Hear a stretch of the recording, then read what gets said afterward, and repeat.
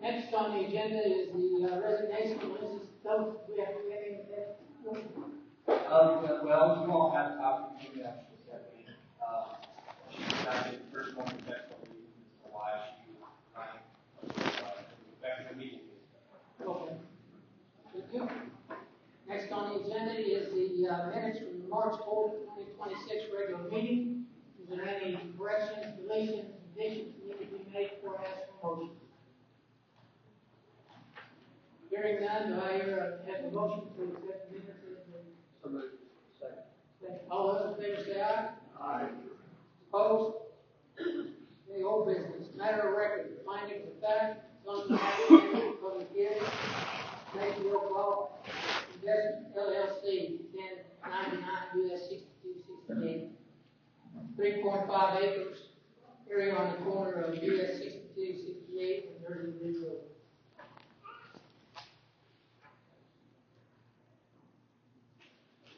We need a motion to accept any. Need a motion to accept. So moved. Thank you, John Hutchins. I'll second. Opposed? Okay.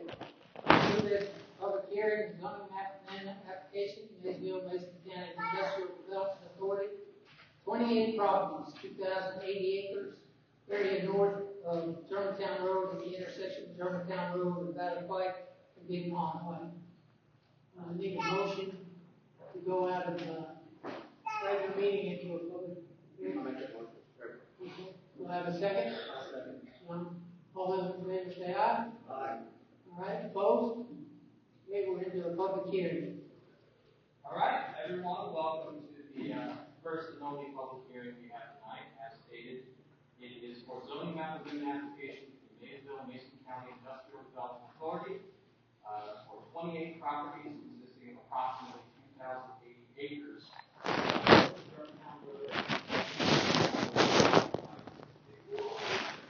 At this time, I would like to enter into the record evidence that this is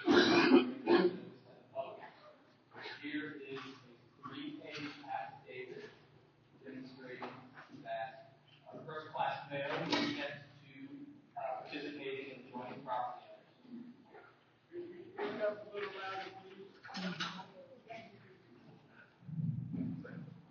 Can you hear me now? Excellent. Let me repeat that. Here is a 3-page affidavit demonstrating that first-class male consent to all adjoining and participating property. It's right here.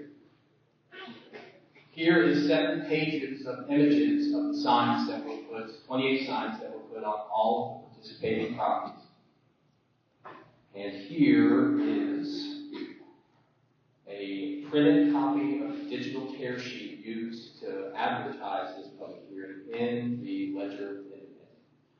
All members of the public who wish to speak on this matter will be given the opportunity to do so. We ask that you state your names and addresses, come down here to this podium, and address the planning commission. At this time, anybody who signed up to speak tonight, stand up.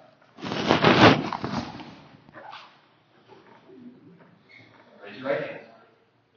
Do you swear or otherwise affirm to tell the truth? Please say I do. I do. So when it's your turn to speak, everybody will ask you if you've been sworn in, and if you are adjoining or participating property. That means you get 6 minutes instead of 3. Now, I did mention as the chairman Reed, there has been a request that the planning commission is going to make a decision on that property with Highland Heights will get 6 minutes as well. So that's something that they will kind of discuss and talk about. But at this time, I invite the applicant to address the planning commission. Mr. George, on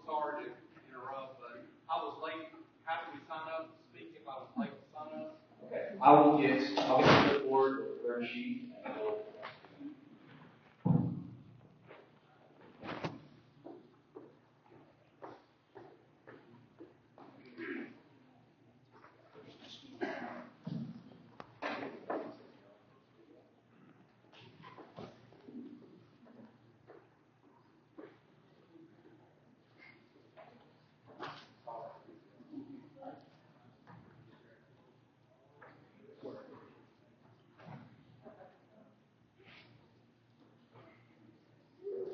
We're probably gonna go to about 9 o'clock, depending on how long things gonna drag out. We wanna give everybody an opportunity to speak. If we start to run short on time, we'd much rather you have the ability to come up and state your name and address, and whether you oppose or support the project. And hopefully tomorrow night we get more time to talk. We're gonna allow questions. If the questions have been asked, I'm going to ask you to sit down, back down, and we'll just kind of play it by ear to see how long it goes. When the applicant starts, then we'll record it. Your name? Who are you? Who am I? Yep. I'm the chairman, David Reed. Thank you.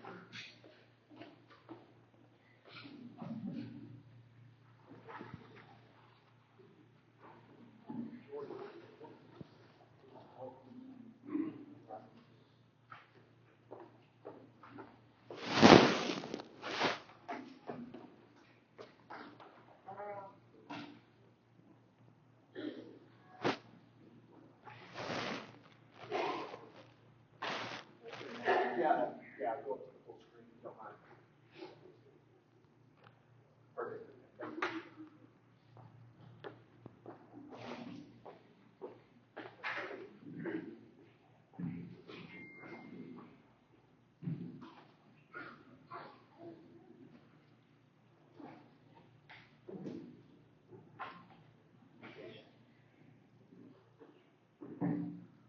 How's that sound?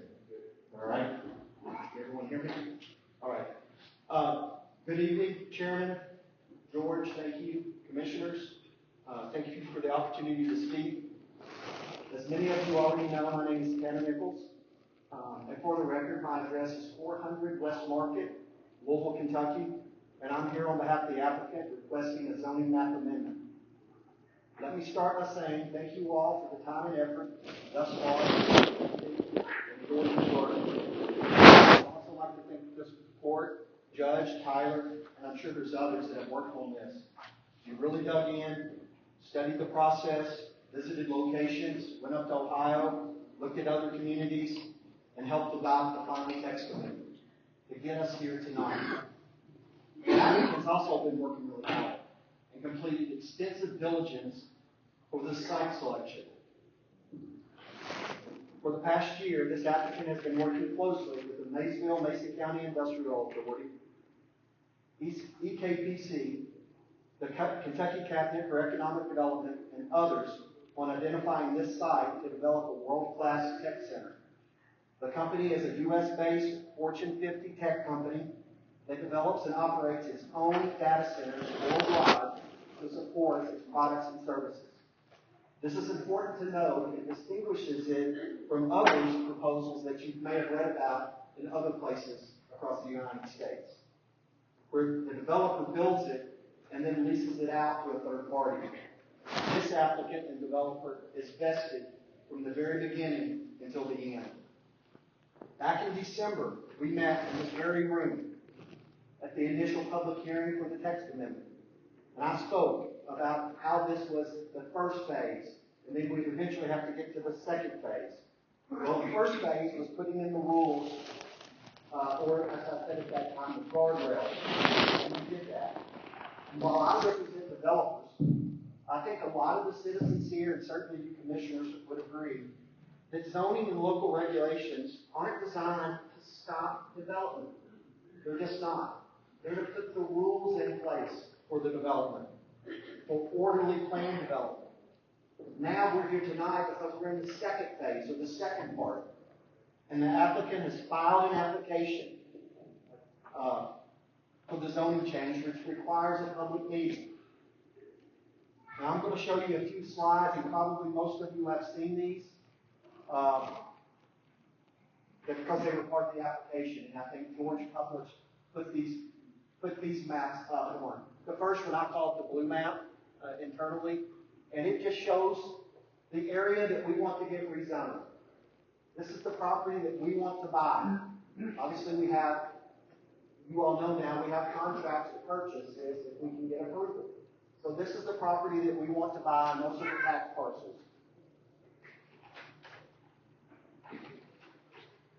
The second map is part of the application process as well. This is just what we call the overall site plan. You look at the bottom right, it's just overall site plan is what it's called. You all may have seen this, commissioners. You know, it's an enormous project. It has lots of slides, but this is really the overall design of the project. The pink on this map are the buildings, and those are the buildings where the computers and the servers will be located. This site plan also shows the administration building to the north. This up here is the administration building. And it also shows setbacks and stormwater retention areas.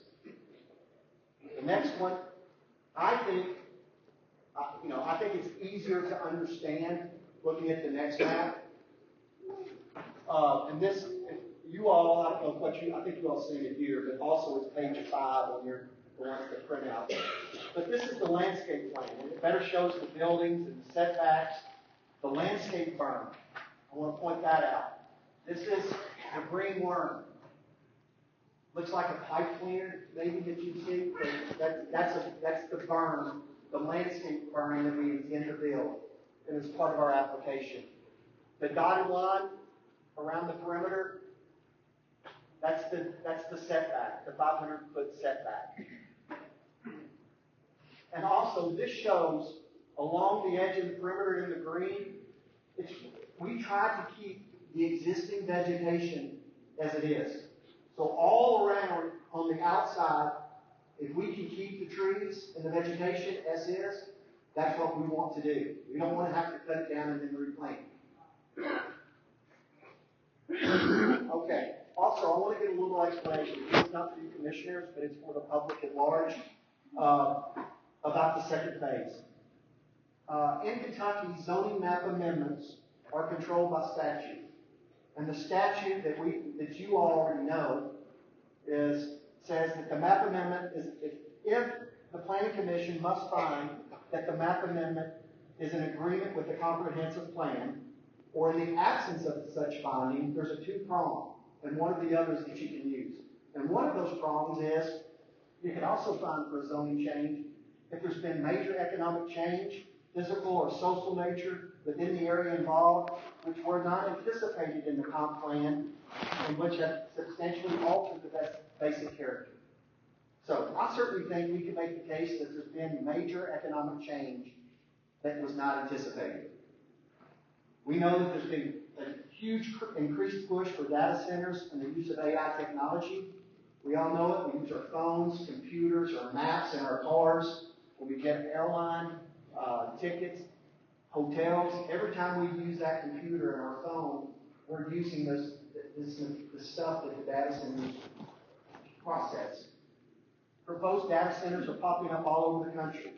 And I don't think most local communities, including Mason County, could have ever anticipated that they would need such large areas to accommodate hyperscale data centers. So I believe that you commissioners could justify the zoning change based upon that prong of the statute. However, we also believe that the zoning change is justified, as more typically seen, because it's in agreement with the comprehensive plan. So I'm going to try to show you that justification in the comprehensive plan. I've reviewed the 85-page comprehensive plan. It's got lots of data and maps and profiles of the community.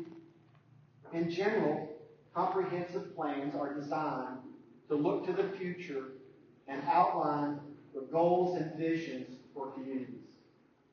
So it's kind of like the Constitution, right? Not the laws, but the overarching goals. The Mason County Comp Plan is broken down into 7 major themes. I believe this project is driven by the theme of economic development, but then it has to be weighed against the theme of protecting agriculture and rural areas. So now I'm going to talk about some of the language in Mason County's comprehensive plan. One of the statements was the community has and is looking for a diversified economy, which will only be enhanced with the approval of this project.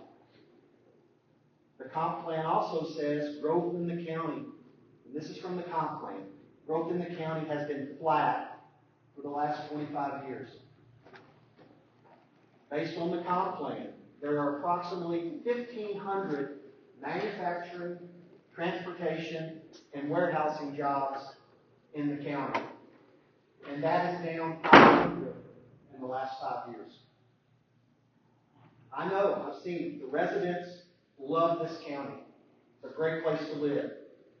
But 61% of the respondents to the surveys for the comp plan expressed a negative outlook on the county's ability to attract and retain young talent.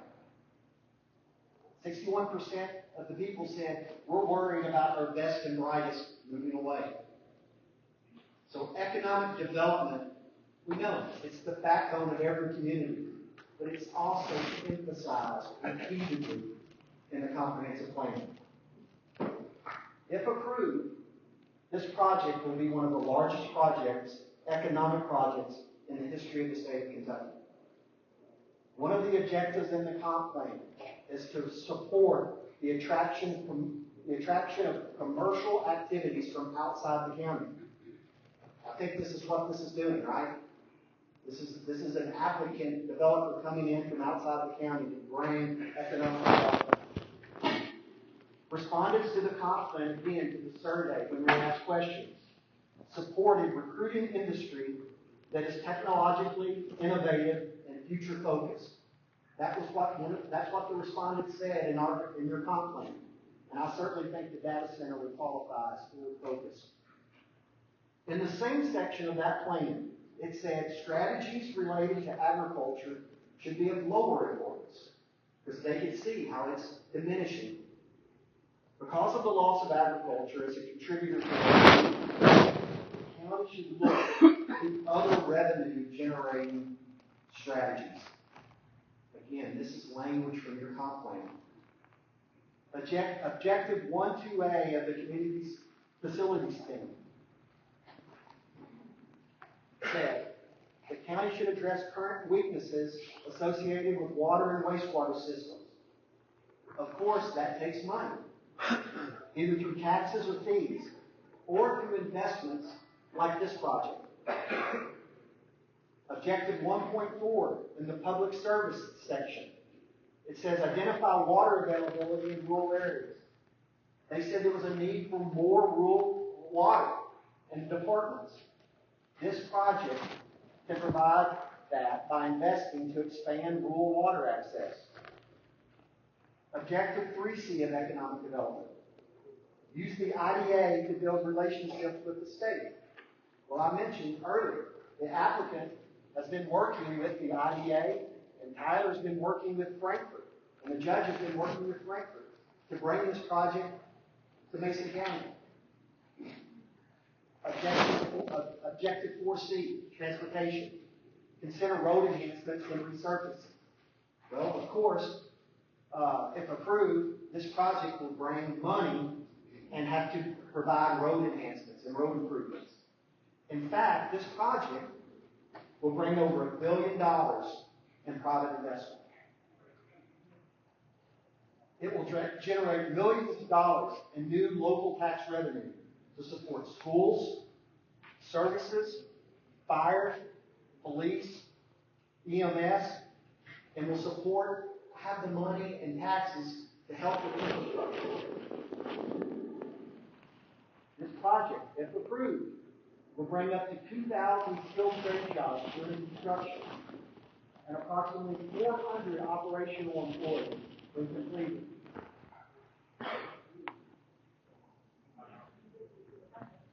The applicant company will pay for updates for electrical infrastructure, wastewater, roads, as shown on the slide. We talked about $1 million total, 500 to go to improve electric infrastructure, 500 million for electric infrastructure, at least 40 million for new water and wastewater improvements, up to 15 million for road improvements. These are the types of economic development goals clearly identified and supported in your comp plan. But we have to remember it should be balanced with the production of ag in the county. And in the comp plan, ag, when you think about protecting ag, it's the match using prime farmland as it's defined in the comp plan. We think this impact is limited. And again, I'm going straight to the comp plan for this data and information. Per the comp plan, there's approximately 158,000 total acres in Mason County, of which approximately 36,000 acres is considered prime farmland. And that definition for prime farmland is an NRCS, USDA type of definition that is based in part, at least in part, on the soil and the slope. So it's not actually what's in ag production or what can support row crops. Our project is approximately 2,000 acres.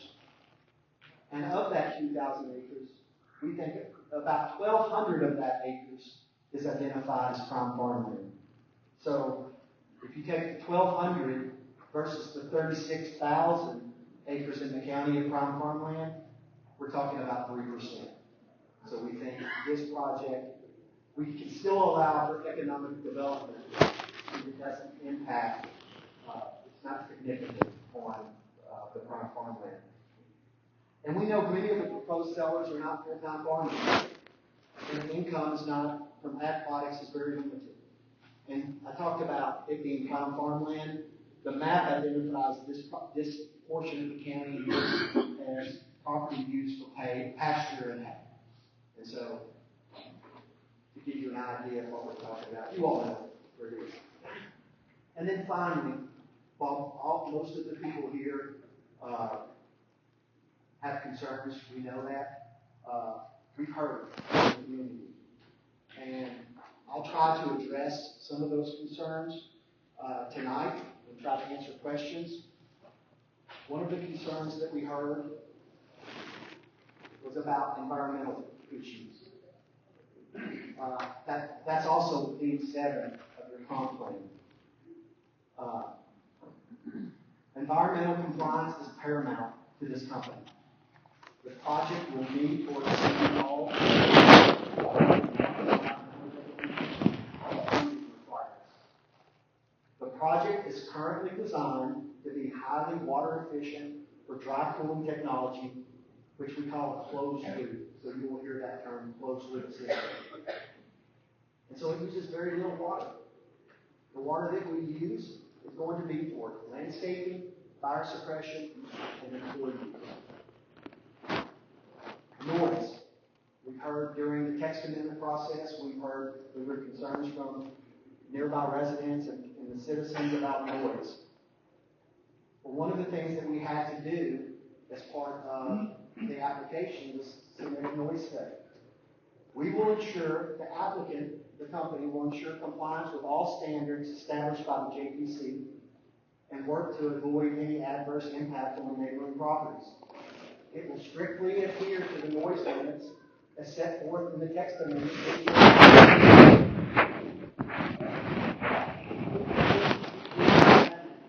at the property line. Our noise study shows that we're at 45 well outside our property line in most every area. And we certainly have, and we comply with the text amendment. Another overarching concern from the community was the electric use. They're worried about power, right? The company is committed to helping ensure no increase in electricity rates or water rates as a result of the project. Key previously testified about its approved tariff through the state and the developer's requirements to pay for all new infrastructure. We also had to provide will serve letters as part of our application. Cost. People want to know, like how, like, are we going to have to pay for anything? Again, all costs in construction include roads, sewer, fiber, electric, will be paid for by the company, not taxpayers. Traffic. People are worried about, in traffic, the main traffic will be during construction. Once operational, traffic is not going to be a concern. But during construction is when there's major traffic to a site like this. The applicant is currently working and communicating with the State Highway Department on road improvements for access to the site, which we don't know yet, but which will likely include road widening, turning lanes, and possibly a new traffic signal. Also looking at routes, new routes that would move traffic away from residential areas. Finally, sight lines and visual impact. People want to know what it's going to look like. Many of you all may have seen the slides out in the lobby area. I'm not going to go through all of them, but I have a few here. Neighborhood off Germantown Road and at the back off the Big Pond Road. And this is what, when completed, what it will look like with planting in the berm. So you can see this berm here. So under the text amendment, we're required to put a 4-foot berm. Our plans are to make this berm currently as planned 14 feet. This is kind of looking up at the project off Germantown Road because of the topography there and with the sink. And then finally, the last map I have is off of Big Pond Road at the back of the northern part of the property. It shows how the planting the data center through the trees, but at maturity, once it's completed, that's what it will look like.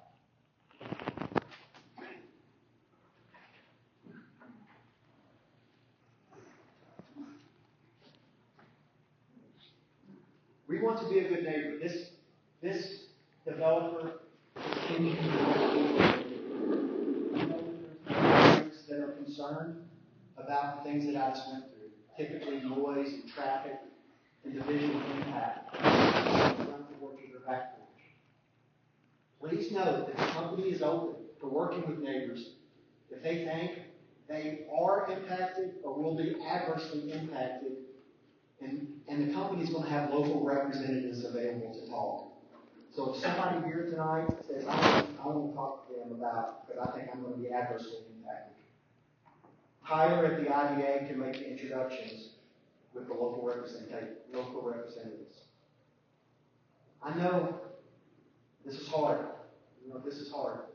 And hopefully some of my presentation, hopefully this addresses some of the concerns that will be raised by others here tonight. I'll be available to answer questions tonight or tomorrow during rebuttal. I think it's safe to say that not everyone's going to be happy with the results as we move forward. JPC and county officials have to weigh the impact of future development with the benefits to the community at large. In a vacuum, I don't think anyone would disagree that selling real estate is never expected a bad thing for those families. I've heard this at public meetings. Opponents say, I don't blame the families for wanting to sell. It could bring generational change. Would it be a bad thing if we had if Mason County had a couple of thousand new construction jobs to build this data center? No, I think we all agree in a vacuum. That sounds great.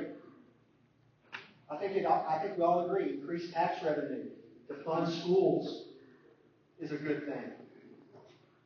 What about hundreds of new tech jobs for local citizens, young people? They can stay living in Maysville County, not have to drive to work in Cincinnati or Lexington. Obviously, that's a good thing. And all of these are part of the economic development that this project could bring. And that is what is emphasized in the Klamath County's comprehensive plan. Thank you for your time tonight and your thoughtful consideration on this matter. Thank you. We got two other groups who want to speak, and as soon as they get done, we'll open up for questions. Max? Hank Brad is going to be speaking for us. Okay. Or if you did get that email, right? Yeah. All right. Yeah. Both can look at that. Mr. Grady, you're welcome to use the podium up here on the stage, or you can use the position that Mr. Nichols used.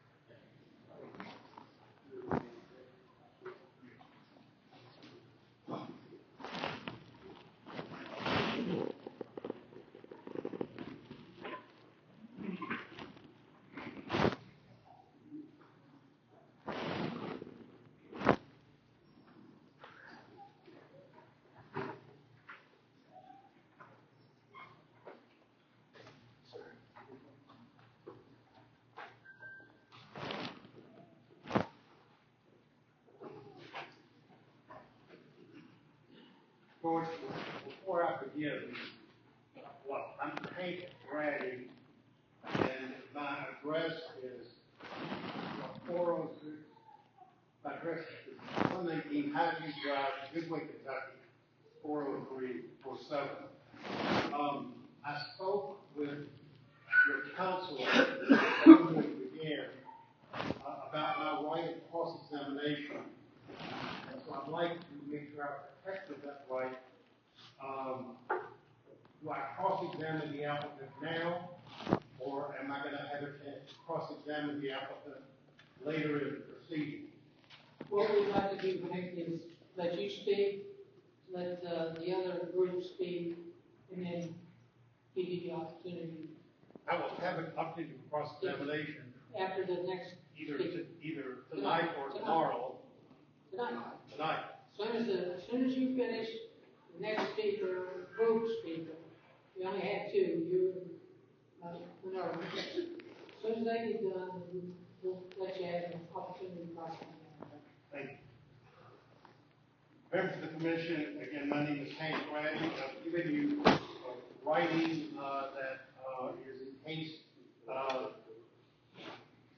I've given you a writing. Can you hear me? Oh, yeah. Better. I've given that is protect me in case I'm told time's up before I finish my presentation. Am I subject to a time limit, Mr. Chairman? 10 minutes. 10 minutes. We've been before you before. We were here in December. We're in the process of trying to write an ordinance. We also appeared before the fiscal court after we made the recommendation to try to strengthen the ordinance. Tonight, the Maysville County Industrial Authority has applied for a exemption. I counted 22 parcels, but the testimony was there are 28 parcels as listed in Exhibit E. They seek to rezone 2,080 acres from A2 to I3. First of all, although I've not engaged in cross-examination, I'm pretty sure that the Mason County Industrial Authority is not the real party in interest. That local government entity has no capacity and no intent to build a data center. that entity is simply pretending to be the applicant for the zone change for the purpose of continuing to hide the actual identity of the Fortune 50 company that is the development prospect referred to in the Mason County Fiscal Court Resolution 2518 last September 9, 2025. When a rezoning applicant is filed by an entity that is not the real party in interest, for the purpose of hiding the identity of the actual real party, such application is legally defective and should be dismissed. The application must be filed by the real party in interest in order for the public and for my clients, we are Mason County, to know who is seeking to construct the data center. Due process requires notice and an opportunity to be heard. We do not know who is seeking to build a data center in Mason County. We have not been given proper notice, and we have been denied a reasonable opportunity to be heard because we cannot investigate the past performance of the mystery applicant.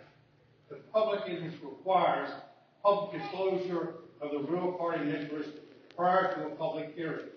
This application should be dismissed, and the Fortune 550 company should sign the application and appear for cross-examination. I want to give an overview of the application and then go into specifics. The applicant contends that the rezoning is in compliance with the comprehensive plan and is designed to be harmonious with the environment. That's on page 1 of the justification. It cannot be said that the rezoning is in compliance with the comprehensive plan, where the comprehensive plan is completely silent with regard to data centers of any size, much less hyperscale data centers. While there are economic goals that may be furthered by technological industries, the main thrust of the comprehensive plan is to protect farmland. The comprehensive plan lists one of the community strengths as the availability of land and the quality of the soil for farming. That's at 3. In its themes, goals, and objectives, the comprehensive plan includes continued support for rural entrepreneurial development programs to assist local farmers in the startup of new agricultural enterprise, develop programs to support the retention of productive farmland. This rezoning would remove 2,080 acres of farmland. We learned tonight approximately 12,000 of that is prime. That is too big a loss of prime farmland for this county. If Mason County is going to welcome a data center, it should go in an area that is already zoned industrial and that has already been impacted by that prior zone change. Not take green land, farmland, and convert it to a non-industrial use. The applicant argues that it qualifies for the alternative of major changes. That is also not accurate. The language is the exception of complying with the comprehensive plan that there have been major changes of an economic, physical, or social nature within the area involved, which were not anticipated in the adopted comprehensive plan, and which has substantially altered the basic character of that area. The exception is confined to what has changed in the 500 acres where this is proposed, and nothing has changed in that area. That exception is no more available to this applicant than arguing we're in agreement with the comprehensive plan when the comprehensive plan doesn't use the word data center. The comprehensive plan was recently updated. It needs to be updated opportunity to address data centers, both in terms of where they should be located, how many do you need, how big should they be. Right now, the silence in the comprehensive plan basically opens the entire county to an unlimited number of data centers. That's not planning. That is completely arbitrary. And that's why today or tomorrow we'll be filing suit against the county and the planning commission challenging the adequacy of the zoning ordinance.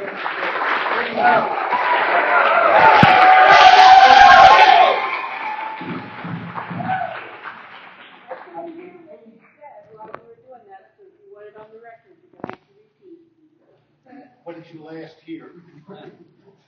Right, the accuracy of the zoning plan section, challenging the accuracy of the zoning ordinance, and then they also. Okay. What I said was, in the filing of challenge, the zoning ordinance, fiscal court recently approved on the grounds that it is contrary to the comprehensive plan. It fails to protect farmland like the plan requires, and the comp plan is silent as the data center.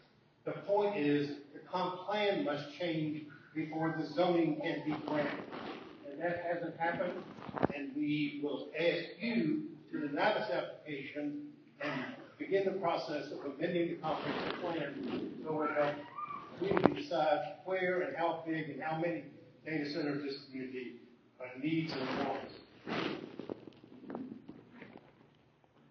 Below, now on page 4, and I don't think I have time to go into the detail, but I would recommend this to your reading. Specific objectives to the application and supporting materials. Number A, the application is not in agreement with the comprehensive plan. You see there more details. Number B, the application does not comply with the data center ordinance. We maintain that that ordinance is unlawful, but considering the specific requirements, we have identified areas where we believe the application that you're looking at does not comply with the ordinance as written, even though we believe it is not a legal ordinance. Number C, the statement on surrounding properties is deficient. They have a statement of impacts with C, which basically says very little. It is not an adequate statement of impacts on the surrounding properties. And you'll see more detail in my in the written paragraph that I would love to read to you if I had time. Page 5, the Stantec grading narrative is deficient.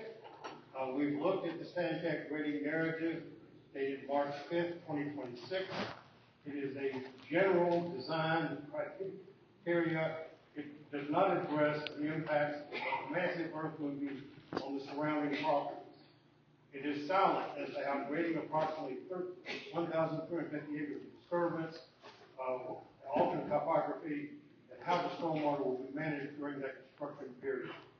It has conclusions, but no details. Number E, the stormwater narrative is deficient and raises serious dam concern. Page 5, Stantec stormwater narrative. Under the category of most critical, the narrative acknowledges that the stormwater ponds are so massive they trigger dam permitting requirements under KS Chapter 151. 151-110 defines regulated dams as those 25 feet or more in height or impounding 50 acre-feet or more. The applicant's proposed structure is to design ponds that are just below these standards, with maximum heights under 25 feet and storage volumes just under 50 acre-feet in order to avoid regulation under the Kentucky dam safety provisions. These are enormous impoundments that are seeking to avoid regulation by designing them slightly below the situation when they would have to get dam safety reviewed in the Division of Water. The Commission should require a full dam safety analysis and long-term maintenance before approving a development plan for this site. Page 6, the landscaping plan will devastate the rural character of Mason County. The Stantec landscape narrative describes clearing and grading 1,975 net acres of calls for approximately 12,843 linear feet of earthen berms ranging from 8 to 14 feet in height. In order to start the planting of nearly 7,000 trees, it does not replace what is being destroyed. It attempts to screen the destruction from the view.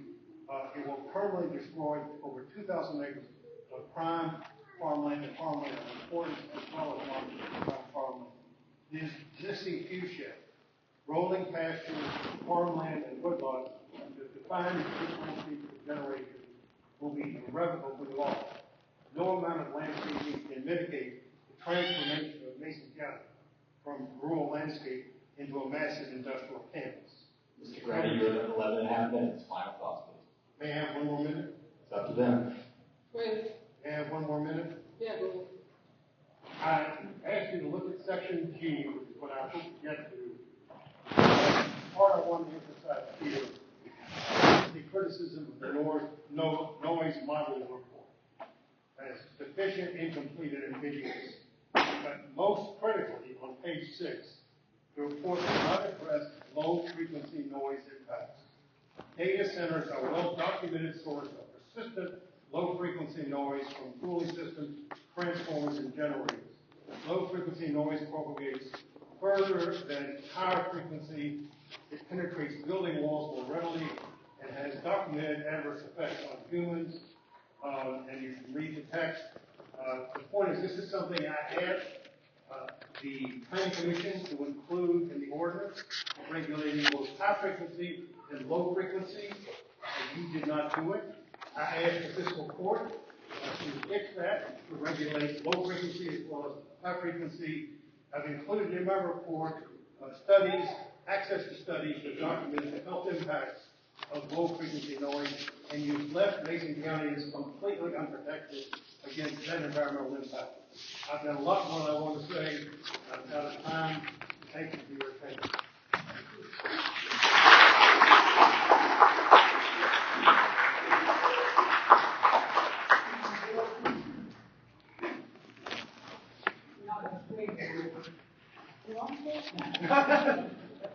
You know my teacher voice?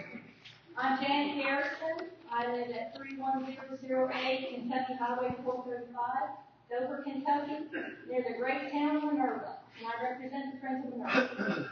I want to address some lingering issues with the ordinance, some problems with the process, and problems with this application.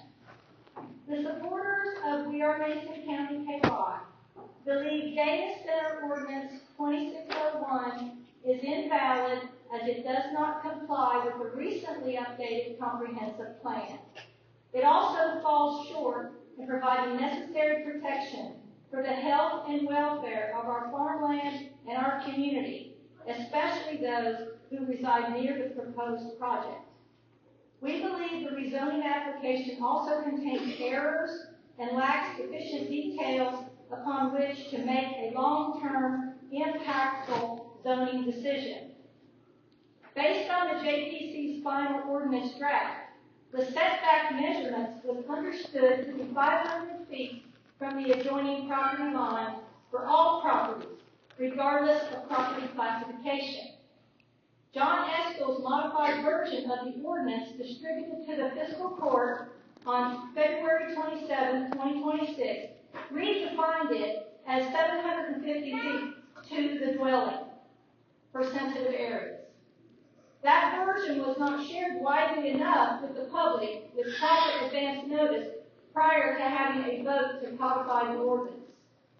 Video evidence of Eskell's oral presentation of the change from 500 to 750 feet did not disclose the, quote, to the dwelling clause. You can view that video on our website, wearemasoncounty.ky.org. It would be more protective and consistent to simply state setbacks are to be 750 feet to the property line for sensitive adjoining properties, not to the dwelling. The submitted rezoning map proposal was time-stamped January 28, 2026, which means the design was completed nearly 1 month before the ordinance was codified on February 27th. This map completely ignores the ordinance's 750-foot setback for sensitive areas. It also appears the narrative portion of the application was based on a former version of the plan. On page 67, it states, quote, the nearest residence is approximately 50 feet from the southern boundary. Other nearby sensitive receptors located approximately. In reality, per project map, Lawrence Creek Church is 1.5 miles from the northeast corner of the site, not 300 feet. Setbacks from residential and other sensitive areas are shown on the map at 500 feet, not 750 feet, as per the codified ordinance. This entire application should be null and void. At a minimum, for all current and future projects, data center applications should require an application fee in advance of project submission to pay for independent consultants and staff to assist our one-man zoning administration department. A comprehensive development plan distributed to the public in advance that includes a robust environmental impact study, community impact study, and a community benefit agreement. These items are essential for promoting equitable development practices and ensuring that benefits of projects are shared fairly among all community members. This ensures community members are actively involved in the planning and implementation of the project to foster trust and support, along with continued assessment and reporting of benefits provided and adjusting as necessary to ensure they meet community expectations. And last, public hearings should be required prior to the project approval for all data center applicants. Thus far, for this project, we've received no community benefit agreement. We did receive a total of 8 pages that addressed the environmental impact assessment. There were 3 pages for that. And a community impact analysis. There were 6 pages for that. This is simply unacceptable. I can provide you with a much better 49-page document as an example for a data center application in Wisconsin. 8 pages is shameful. Making a rezoning decision based on bare bones development plans sets a dangerous precedent. While we should be setting the bar higher, not lower. In our opinion, allowing current and future applicants to submit bare bones development plans is a dereliction of the Planning Commission and Fiscal Court's public duty. The Kentucky Cabinet for Economic Development has a document titled Data Center Guidelines and Qualifying Questions. The state says community involvement isn't optional, it's essential. Their own guidance asks us, has the community formally expressed support? Are there letters, resolutions, or public engagement showing that support? Is there a written plan to inform and involve residents throughout the project? Has an independent study been done to understand the real impacts, not just developer promises? Let that sink in. The people making these recommendations at the state level are literally saying communities should be informed, communities should be involved, communities should be heard. We have also been very disappointed by the neglect of county officials in responding to questions. On behalf of our group, last Friday, on March the 20th, at approximately 12:30 p.m., I sent an email to our county officials with 12 questions for the Joint Planning Commission, 28 questions for Fiscal Court, and 93 questions for the data center applicant. I requested a written response to be returned to me by 5 p.m. on Tuesday, 3/24, yesterday. For transparency's sake, I posted those questions to Facebook and provided a copy to the Ledger Independent in case they would like to do a follow-up story. I am still waiting for a reply to those emails. Since county and corporate officials have been working on this project for 2+ years, these questions should have been easy for them to answer. Once a data center rezoning application is approved and zone change made, we lose all leverage with the data center applicant. After that, it's going to be built. Our children and grandchildren will have to live with this decision for the rest of their lives.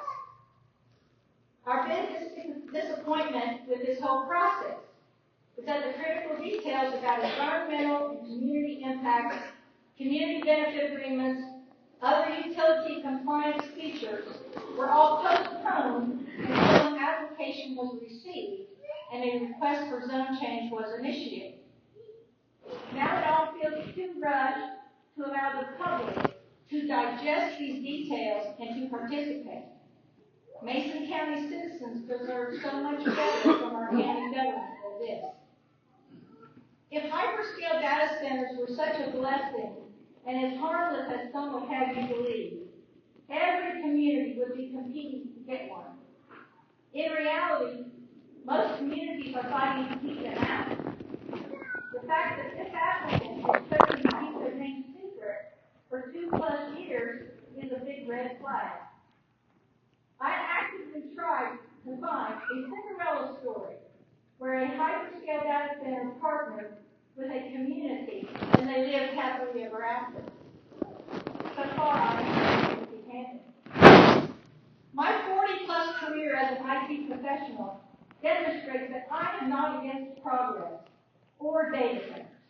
I am simply against taking large swaths of farmland for data centers when we have available land in industrial parks. No farms, no food. As I said in December, if they came forward and worked with us as a first-in-class good neighbor instead of plotting behind our backs, I would have been their biggest cheerleader. There are currently 4 pieces of legislation being considered in committee in the Kentucky House and Senate. Today, Senator Bernie Sanders and Representative Ocasio-Cortez just announced a bill to stop the AI data center frenzy. If passed, the bill would enact a national moratorium on all new AI data centers. Until Congress passes comprehensive legislation, and until Kentucky passes legislation, we need to pause. With the severe impacts of AI data centers that have on our electricity bills, communities, and society, a stop to this build-out can't come soon enough. Please contact your senators and House representatives to voice your support for this bill. We need to pause to protect our community and our future. Thank you.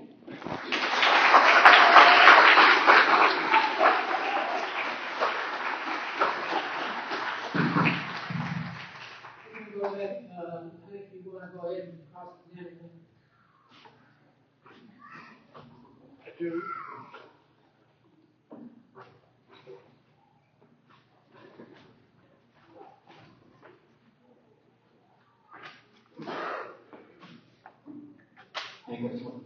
This is not a trial. This is not a cross-examination. We'll answer your questions as you present.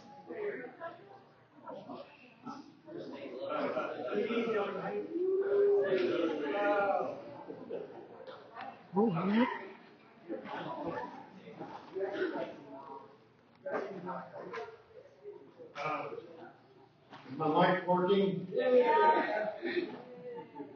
And would you state your name again to the planning commission?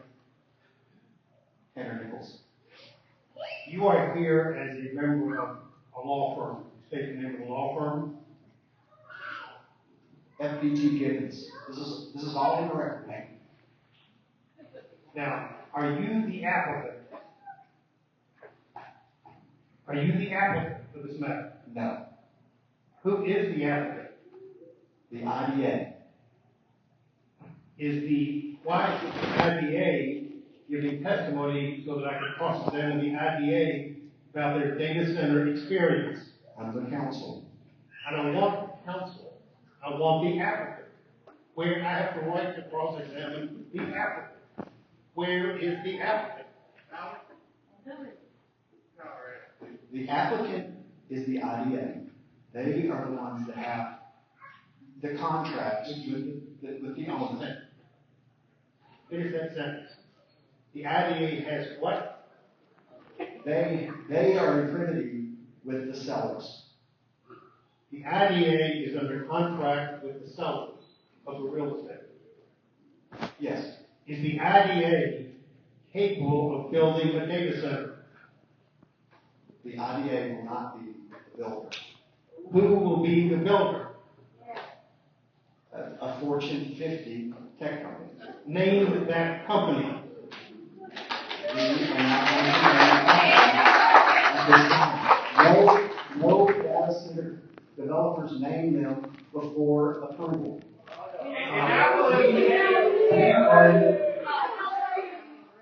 When there's something you can talk, it won't be on the record. Did you So hear if his I don't answer? hear it, no, I didn't hear it all, they were talking. Would you repeat your answer? What was the question? I asked, who is the builder? A Fortune 50 tech company. I asked you to name that company. And I said, we're not doing that this time. You have to, because I'm entitled to cross-examine the data center builder. That's what this notion is about. And my clients have that right, and you're denying that right. Hey, you're just reading wrong. You said you're going to file suit, right? You're going to be able to bring this up, and they're going to pay for you, right? All of the rest is who's paying your bill? Who's paying yours? Right.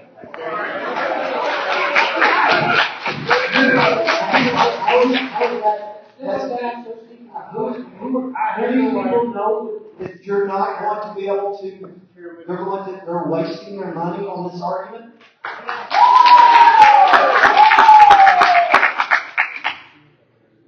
I have the right, if you want to go into now, to cross-examine the applicant. And I'm being asked to cross-examine a lawyer, whom I don't want to cross-examine, so that's never useful. Building the data center. And I'm entitled to know it, and my clients are entitled to know it.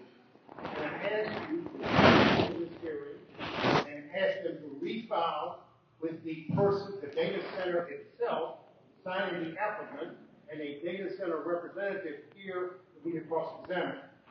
Now, and the reason I need to do that is deciding what the data center is permitted to rezone land in the county requires me to have the opportunity to look at that data center's track record. I need to know what has been their history of building data centers. And I need to know, have they been sued for nuisance? How do I find that out? By cross-examining the applicant, unless they tell me in advance, or unless I know who they are, and I can investigate.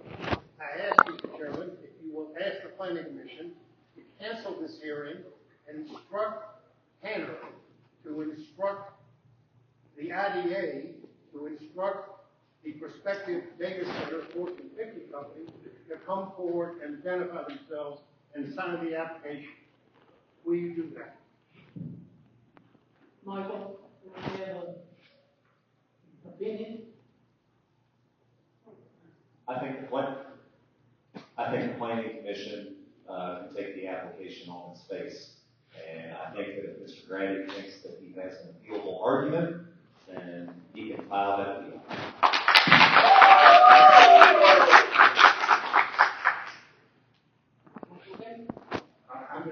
I'm not sure. Do you know the data centers? How many data centers has this particular Fortune 50 company built in the United States of America? I don't know. Have you been to any of the data centers that this company has built in this country? I have not. The engineer that signed the application been to any of those data centers in this country? I can't answer that because Is he here? No, it's not. He completed most of the forms in the application, but you did not bring him here so that I could examine him as well? He is not here. Do you know the litigation record of the company that you proposed to bring him in? You know whether he was sued for nuisance? I do not. Do you know whether this company has to monitor low frequency air impact, noise impacts, as well as high frequency near their facility? I do not. If it's required, in other places and they have to monitor it, I'm sure they do. I'm not asking you to answer the question if they were required to do it.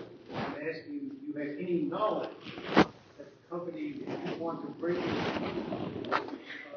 monitor. When I get up, I'm going to give you this. As well as high frequency impacts. They do if it's required. Then you actually have That no may be. idea. That may be. I've not researched that. You know whether anybody not any of the answers to the questions I've asked about the entity you want to bring into this community. No, I'm who you're asking. You're all again. I'm all you get. How much you make? I give up. Okay, thank you.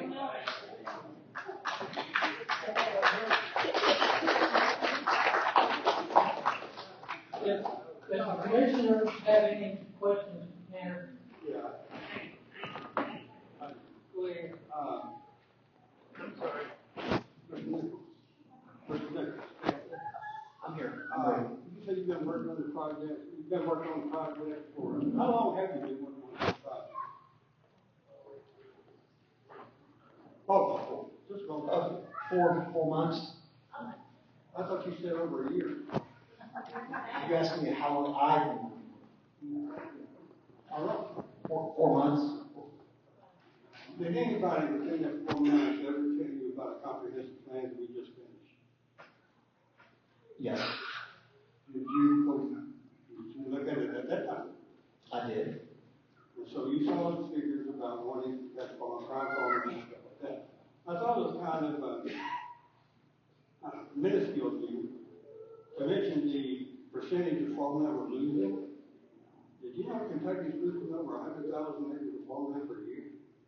I did not know that. Well, now you do.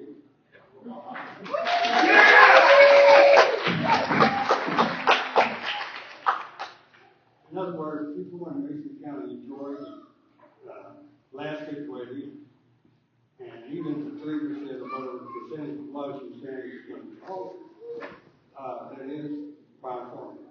That's important. And it's important to people of Kentucky. It's not. So, with all that said, you mentioned a lot, and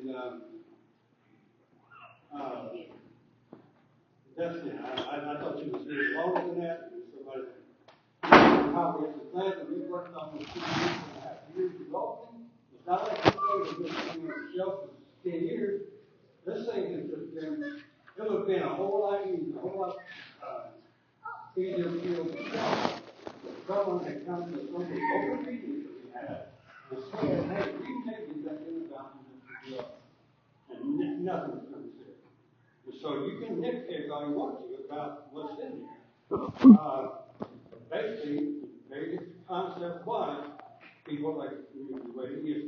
Except we do want development. So let's do it in a planned fashion, not in just a gut shot.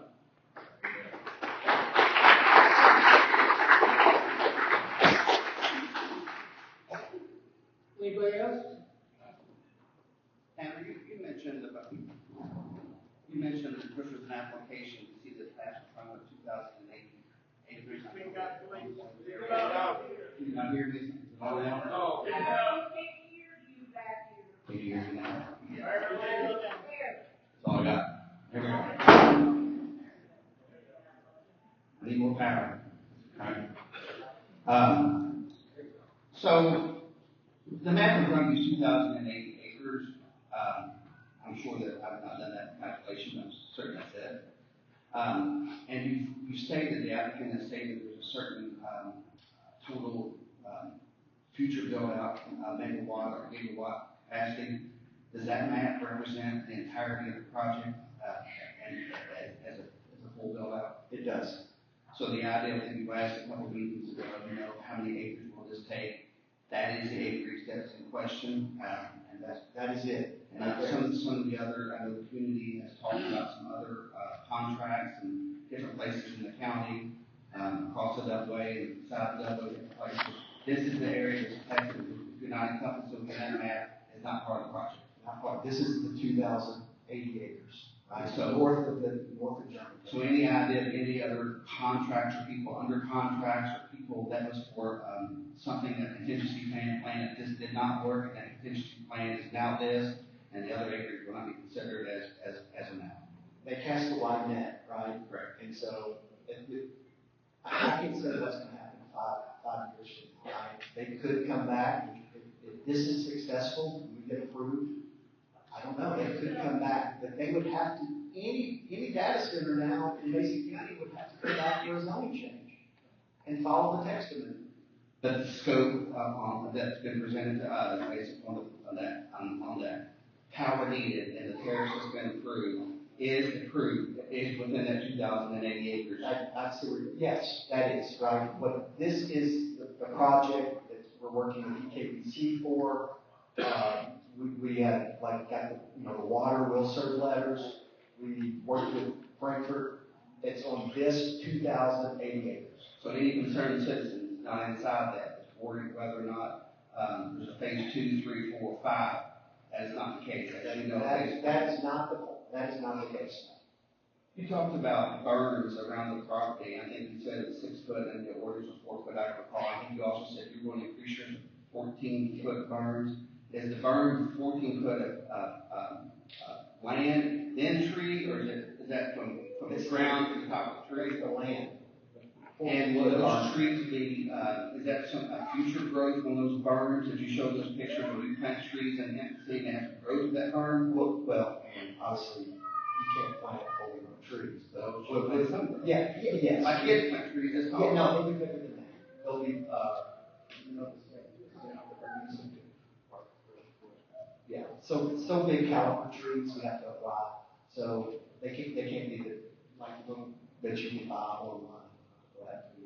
You know, the picture can look nice. We're talking about how it's going to block the view, but that view being blocked, 20 years down the road when it's fully mature, and I think the actual, and I told them to begin.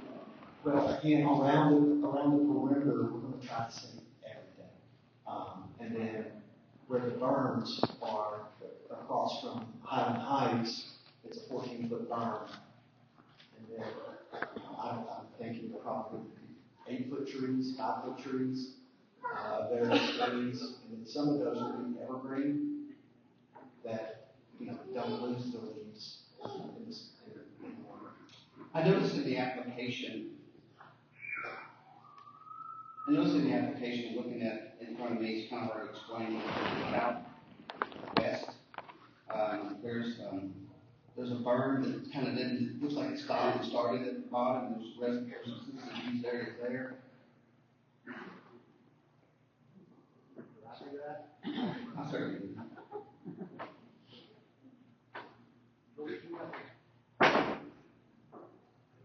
It was on the screen. He had what he wanted. Change it back over to computers.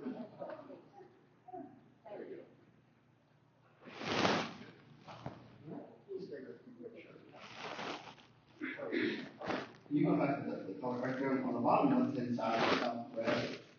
There's a berm where you're like right there. And there's a berm where to the right is continuing to those. There's some sensitive use areas down below that. Is that berm should be continued around that, or is that just an omission? I don't think that it wasn't an omission. I think it was the topography there, or not knowing that there were. Are you talking about this house? I am. I'm talking about those houses on the left, right, and the side. Well, we could certainly revisit if we. And I don't know, is it flat over there, or not? I don't know. I just know that I saw an omission in the berm, and I saw a sensitive use area. Right. So road there. This is what you're considering. Correct. Okay. And I don't know the topography wise, it was just I don't think it's an omission intention. I mean, like an omission. I just think that maybe let me talk to the applicant and the engineers. On the other map, you've labeled the 3 gray areas, and maybe it's one before that. Maybe low utility substation, is that what it's called? Yes. Right, those three gray areas, that one, and the one on the left. Yes. Those are utility substations. If you could explain further what would be housed inside those utility substations and kind of what, I don't know if I can describe it. No, I don't know if I can describe it technically, right? You see these where the big power lines come in, and I guess it converts.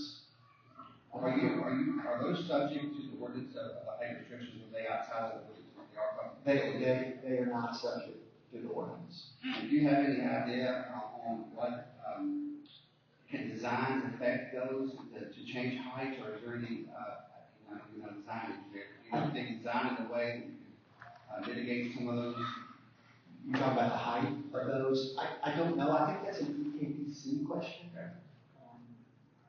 Likely for how those need to be coming in off the main power lines. That's my initial question. Thanks.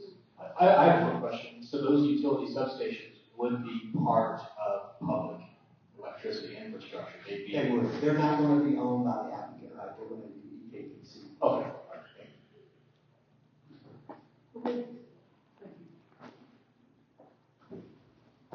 Also, commissioners, obviously, if I'll be available, we'll be available the rest of the evening and then tomorrow to, if you're like me, like laying in bed, questions come up.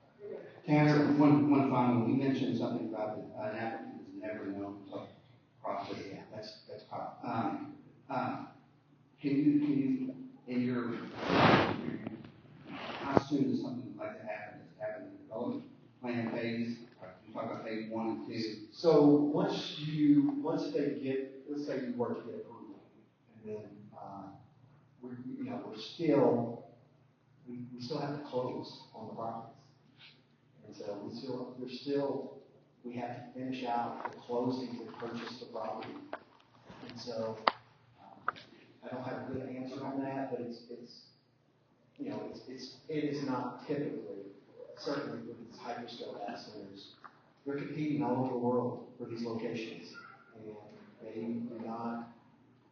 don't want the competition to know where they are and what they're doing and what they're working on.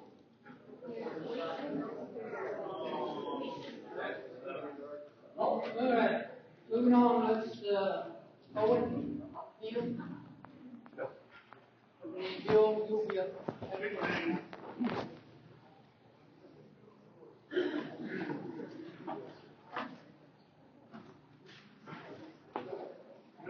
Good evening, Commissioner.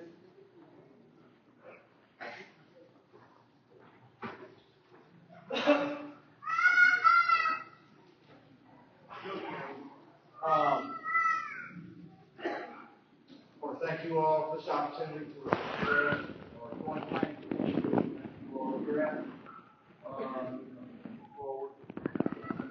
On Mason County Fiscal Report, in addition to the listing of Jim James Parsons, JPMK, is also enlisted Commonwealth Economics out of Louisville, Kentucky, to provide some estimates on potential funding impact, as well as job numbers and economic development impact.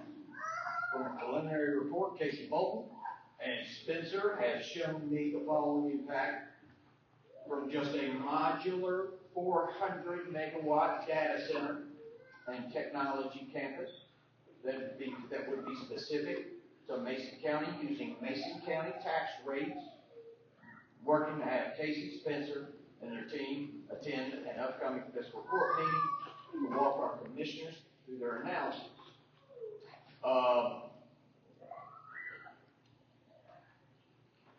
I know the Kentucky Senate is currently working on a similar regional analysis across the state to at least highlight the potential. And if I may, it is important for myself, the commissioners, and the county, Mason County, to understand, what the possible impact and what the possibilities are. And so we have enlisted this study that makes it.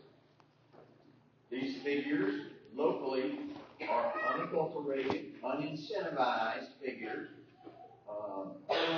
but we have to know what the project straight rate is, as I call it, as well as understand any incentives the state may or may not offer. Again, for a 400 megawatt data center in Mason County, that's comparable to all others across the U.S., and at our local rates, Mason County schools would see a sum total of $19.1 million. That is equitable to a real property tax of $4.7 million. I'm sorry, I've got bad allergies and my voice is struggling a little bit. Real property tax funding of $4.7 million. Tangible property tax funding at $6.7 million. And utility tax on electricity or sales and use tax on electricity at $7.7, equating to $19.1. Mason County, the county, and Mason County Fiscal Court, $5.4 million. Moves our budget comprised currently of 9 to 9.1 or 9.5 million in local revenues we see year in, year out. That's real property at 1.9 million, tangible property at 3 million, and an occupational tax from operations of $500,000 for a total, again, of $5.4 million. The health department is a taxing district. The public library is a taxing district. They would seek equitable benefits, employment, and wages for a modular 400 megawatt center, which we're confident ours will be bigger. Commonwealth Economics draft is showing 242 direct jobs with an average annual wage of $105,000. That's 100 on-site employees, 100 contracted on-site employees, along with 42 additional jobs in Spurlock and JPC, a historic partner for Mason County. An additional 234 indirect or induced jobs supported throughout the regional economy, but it's hard to predict without saying in Mason County, Mason County, Lewis County, Mason County, but they would be regional jobs. Construction employment, approximately over the lifespan of the construction project, their estimate is approximately 11,000 additional jobs supported during a multi-year construction period. The construction tax impact, wages, occupational tax from construction, $6.1 million in occupational taxes to Mason County. Again, Commonwealth Economics is probably the preeminent data analysis firm in the state of Kentucky. Irregardless of economic development project, their proposal sticking with a modular 400 megawatts gives a good barometer dependent on the activity that the Commonwealth of Kentucky is seeing. I think it's important as commissioners, each of you understand, if our project is 1.6 gigawatts or 2.2 gigawatts, not all of these figures are linear in that there are economies of scale, but there is significant impact. That's roads paved, animal shelter fed, new housing opportunity, as well as a lower burden on all citizens of Mason County in terms of taxes.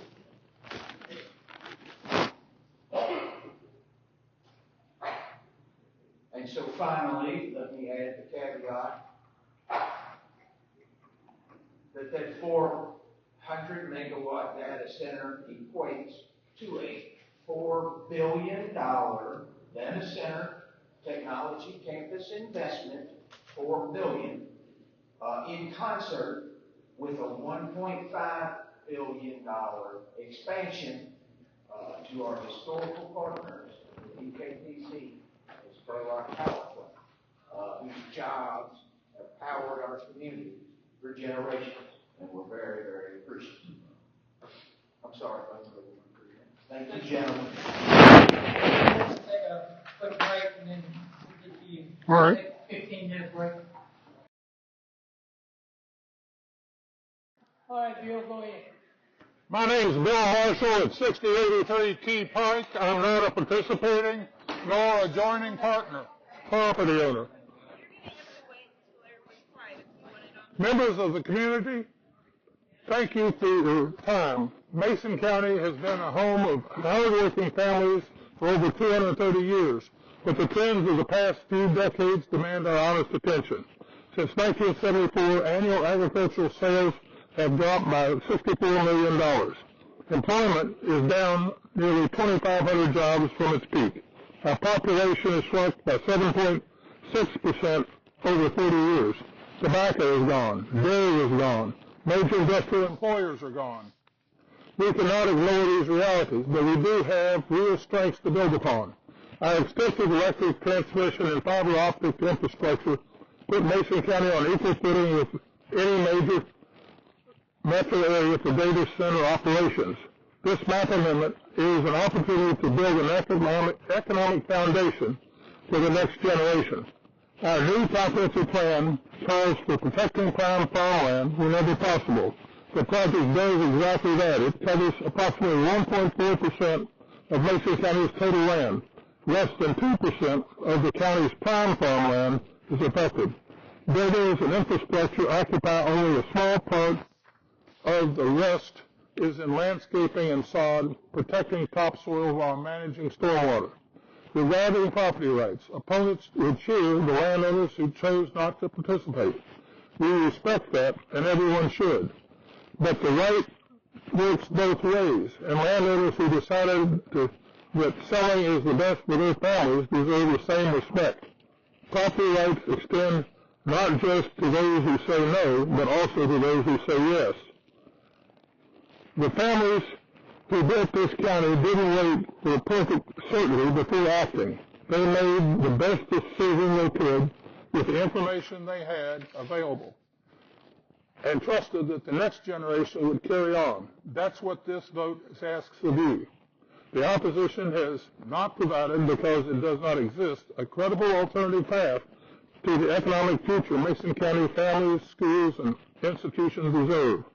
The need is documented. The opportunity is real. The moment is now.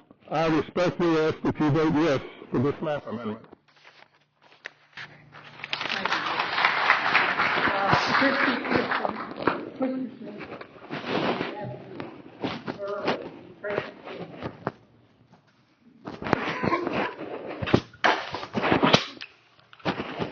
Yeah, I'm not sure who that is, but I am.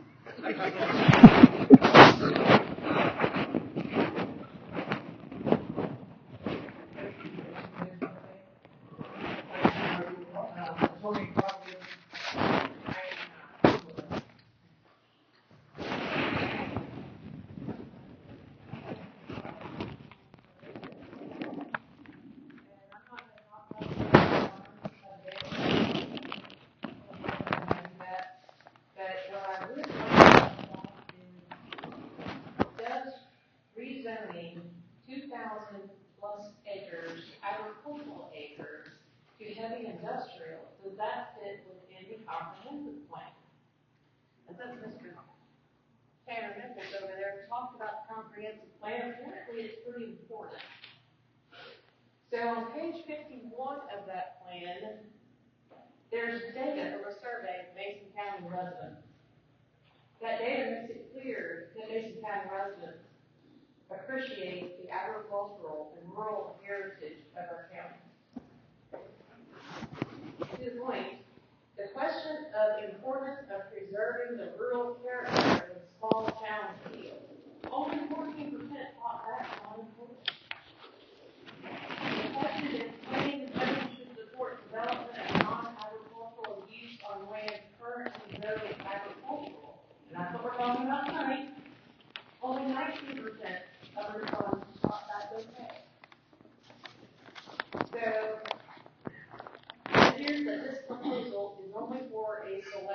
few and not the majority. So some of the goals in the comprehensive plan include farmland and farming will be preserved, and support additional land uses that protect farmland from permanent residential, commercial, or industrial development. Also, to enhance the quality of life for existing residents, preserving natural and agricultural lands.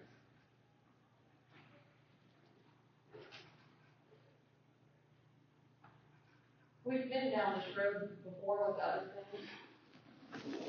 And when the wind turbines came in here, that was another fight. How many of you in here have diabetes or thyroid issues? You know that we don't have an endocrinologist in this town anymore? And you know the first time I heard him ever speak about wanting to move is when his neighbor, Gerald Wood, wanted to erect industrial wind turbines on the farm before he met.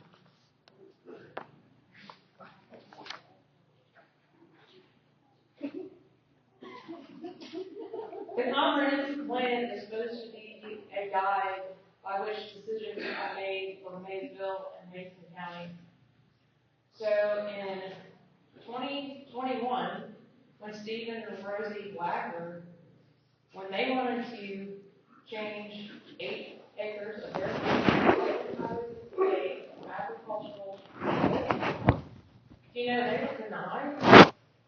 And let me just read from their letter from the fiscal court.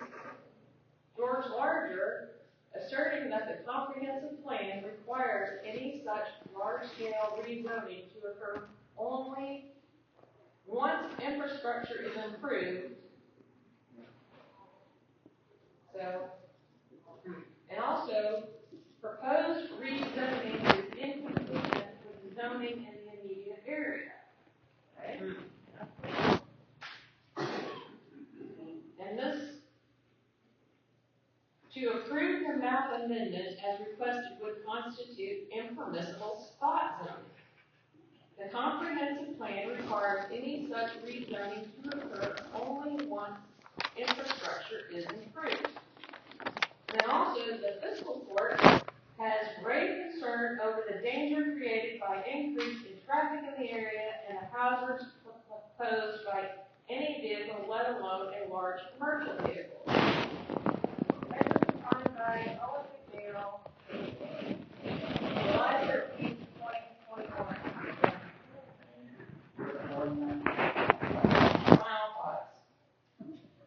So, if this body approves this zoning change, you all should be required to send a letter of apology to Stephen and Rosie Wagner. We have a well thought out comprehensive plan in place. So my question is, and it is rhetorical, Mr. Russell, why is this being ignored?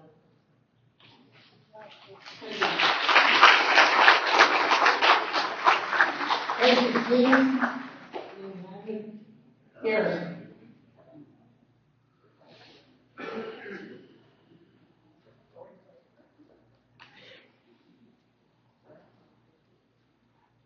You been sworn in, Tracy? Yes. And are you adjoining Harvard? I am. Okay. So I live at, my name's Tracy Toon, I live at 3029 Valley Pike. I live in the corner right down there that they're not interested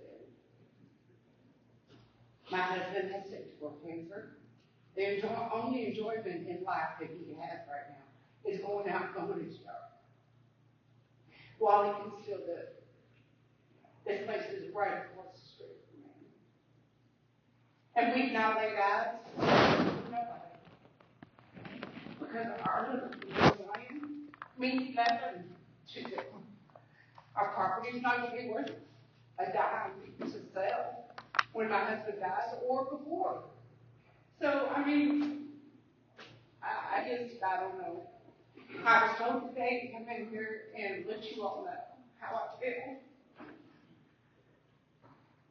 So that's what I'm doing.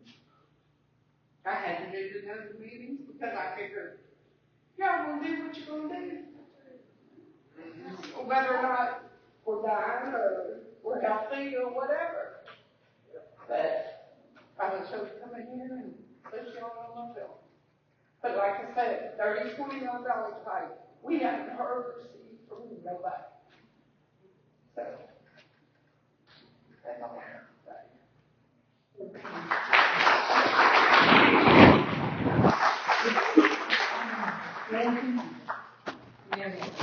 Here's my speech if you want it.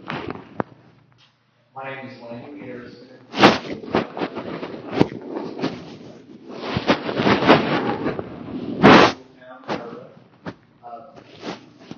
So looking at the map and seeing the acreage used, 50 to 100 full-time jobs, that feels like a lot of land use for, in my opinion, very few jobs.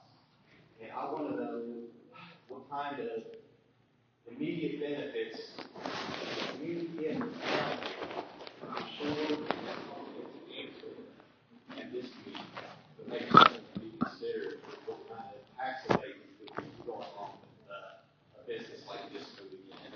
I really just don't want to see a large corporation like this come in and take advantage of people in the community, especially those who weren't offered to have their land purchased those that high. Thank you.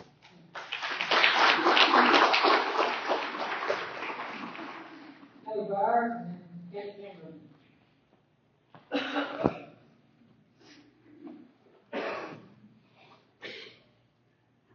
Kelly, you've been sworn in? Yes. And you've been possibly. I'm not enjoying that I am a part of the project. My name is Kelly Bauer. I live at 3515 Carmelo Road. Change. Nobody likes it. But like most things, change is necessary in life. The passage of the change is required for growth. Change is essential for everyone. I understand that there are members of the community that are scared of this change. They want to come in. But without it, we may lose Mason County. The county we know and love. This new facility will bring with it jobs. Jobs not only at the data center, but also at EKB and the new water treatment plant that this project wants to build. More well-paying jobs will boost our economy, which is declining before our eyes. The complaints that I've heard about this change have been addressed multiple times. This project team has followed the rules and regulations put forth to them, even when the rules changed and became more strict. Those in opposition of this change like to talk about the view from their front porch. At every submission, it was brought up that nobody wants to live next to the ash pit. They were specifically referring to the one located on South Berkeley Road. My family and I live directly across from this ash pit. My children have grown up next to it, and my grandchildren are now. We are exposed to this industrial land every day. Picture this. Horns beeping all hours of the day and evening, even a third shift when it's required. Their backup mechanisms sounding and alarming. Trucks that are so big and so loud, they sound like they're coming through my home.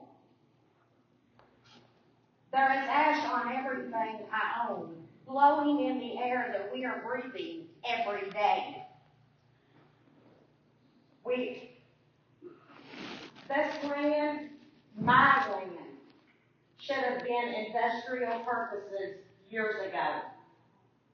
We as a community need to allow this project in, embrace them as our neighbors, and allow them to help Mason County become profitable and continue to be profitable for many years to come. Thank you.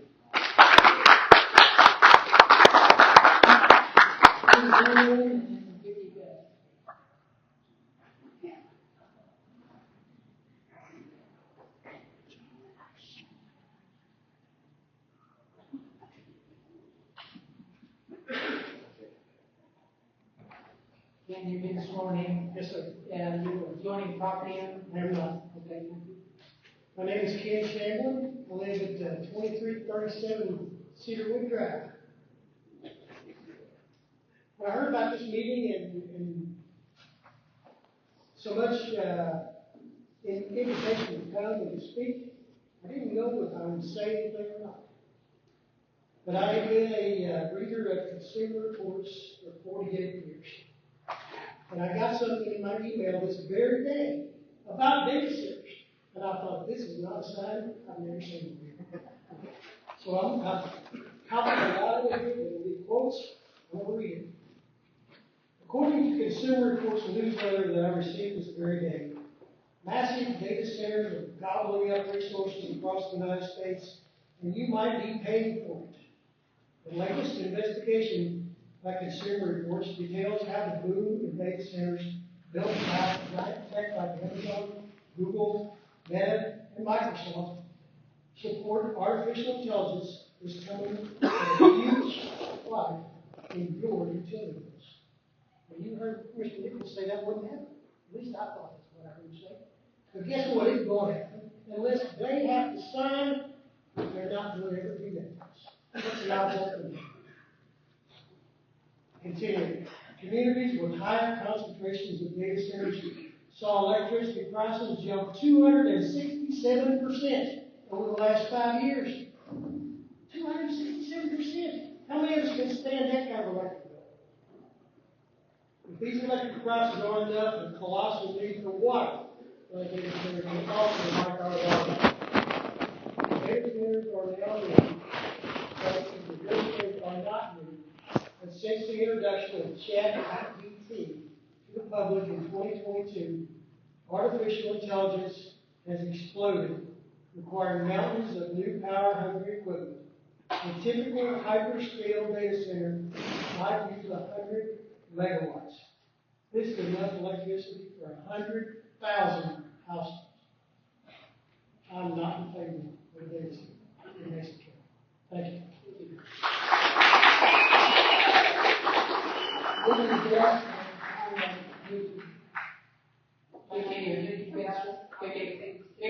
Have you been sworn in? Yes. You joined property? No. Okay. My name is Vicki Best. I live at 8618 Maysville Road. I am opposed to data centers. The Ohio Valley is sick with data centers. Indiana, Illinois, they're getting ready to try to put one in Adams County, and as the crow flies, I live right across the street from them. We got their ash. We will get the vapors and everything else. All these data centers are going to fill the Ohio Valley. And y'all are so much for them. Why don't you put them in the industrial parks that are ready for them, or put them in your own backyard?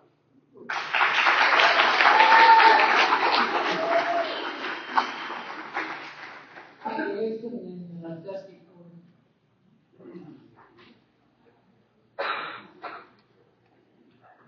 Tanya, you been sworn in? Yes. Are you joining property? Yeah. Thank you guys for your time. My name is Tanya Newsom. I live at 3074 Key Winds Road, Dover, Kentucky. Near Minerva. A part owner in the family farm at 4372 AA Highway, Maysville, Kentucky. I'm a lifelong resident and farmer of Mason County. My husband and I have both traveled to Cincinnati for the past 27 plus years while helping maintain and operate a family farm growing livestock and row crops. We traveled the AA every day for the past 27 years to make 6-figure visits. We do not contribute to city or county payroll taxes to Mason County. We buy all of our groceries, our fuel, and other supplies in other counties. I know we are not the only Mason County citizens doing the same thing we are. I'm here today to advocate for change in Mason County, growth, more jobs, better local economy, and for future generations. I understand the data center itself will not bring all the jobs, but the ripple effect will bring more opportunities to our community. data technology, AI is the future, whether we like it or not. We need to get on board with that. The only way to stop the future of AI and using data is to stop using the services they offer. I've heard a lot of testimonies today that have used AI and used data to bring it to you. I support the data centers coming to Mason County. And being a farm owner, I think it is the farmer's business, what they do with their own land, and nobody should be able to tell them what they can do with it.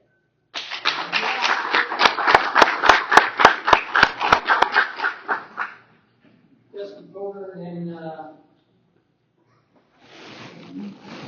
Martha Martin.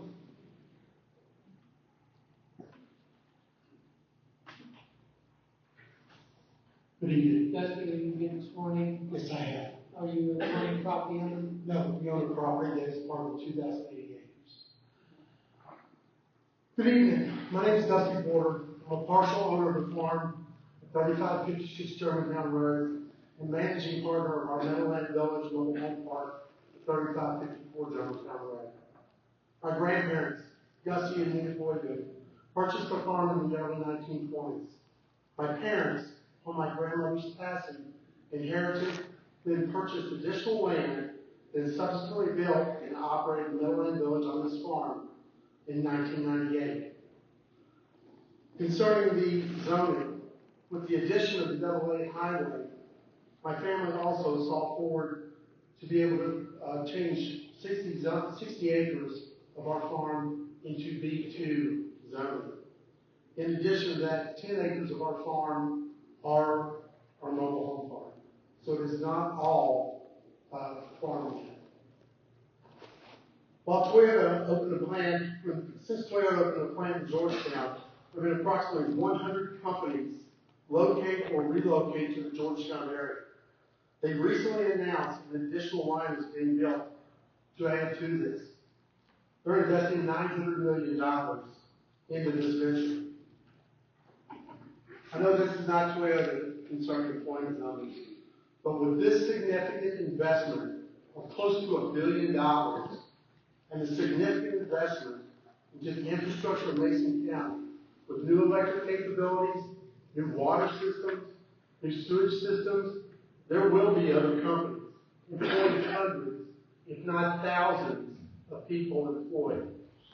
Additional companies which is not considered Mason County will now look at Mason County for further expansion and growth into the future. Maybe not for you and I, but certainly for our kids, our grandkids, and great-grandkids' futures. This will be significant. Why should they have to drive to Lexington, Georgetown, Cincinnati, when they could do all that right here? To the residents of the mobile home park, I'd like to address you directly. I know there's been speculation, rumors, exchange of harsh words, and you've been subjected to a bunch of half-truths and falsehoods. As of Monday, all residents of Meadowland Village have been called to give notification that our legal counsel has directed me to notify you that your property developer has placed funds into an escrow account to assist with expenses associated with living in your homes. I spoke with many residents and I spoke with many this afternoon, and the vast majority are for this. I'm fully for the Data Hyper Center complex. Mason County, do not let this opportunity pass. This is not only for your future, for the future of your kids and your grandkids. This is for a future in which we all should dream. Thank you.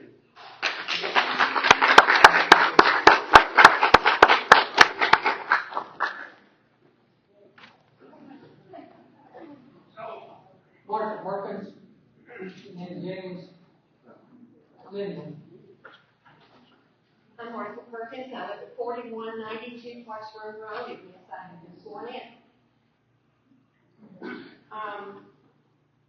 I also am not going to talk about statistics and watts and all that stuff. I really don't.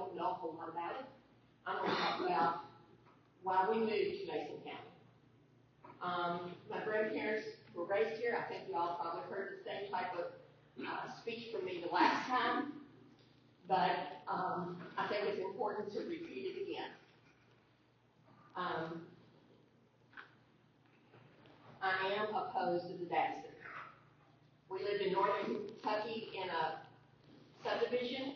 My husband definitely wanted to come back to Mason County. My grandfather and my father both farmed in Dover. My grandfather had True to the Farm radio station and our radio program. So farming was a big part of our life. Settlement in Mason County was a big part. I have a corner cupboard in my house. That was, my grandfather always told me came down the river on a flatboat. And I believe that, and I hope to pass that on to my children and my grandchildren.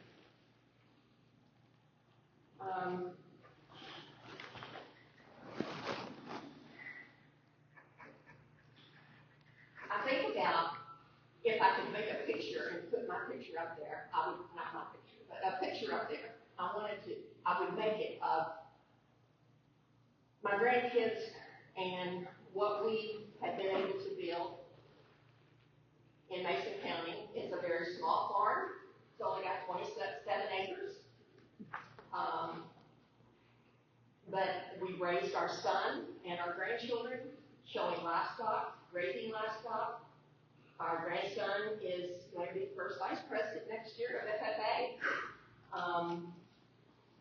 He has learned how to raise corn, raise hay.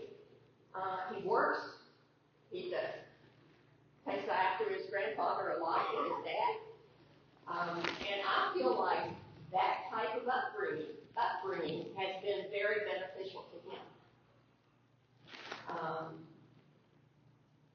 We also have a son that wasn't raised on the farm, and he also has done very well. So I'm not saying you have to be raised on a farm in order to do well, but it is an attribute to have. Let's see. I'm nervous. Let's talk about health concerns just a little bit. I've been a nurse for 4 years.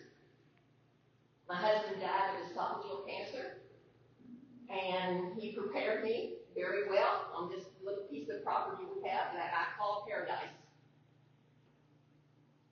I have a friend that is 87 years old that has been coming to some of the meetings with me, and she wrote to the commissioners and received a response back that there is absolutely no health concerns, none, and that is a fact. And he's the one that said that is a fact, not me. That it was nothing but a metal building with computers in it.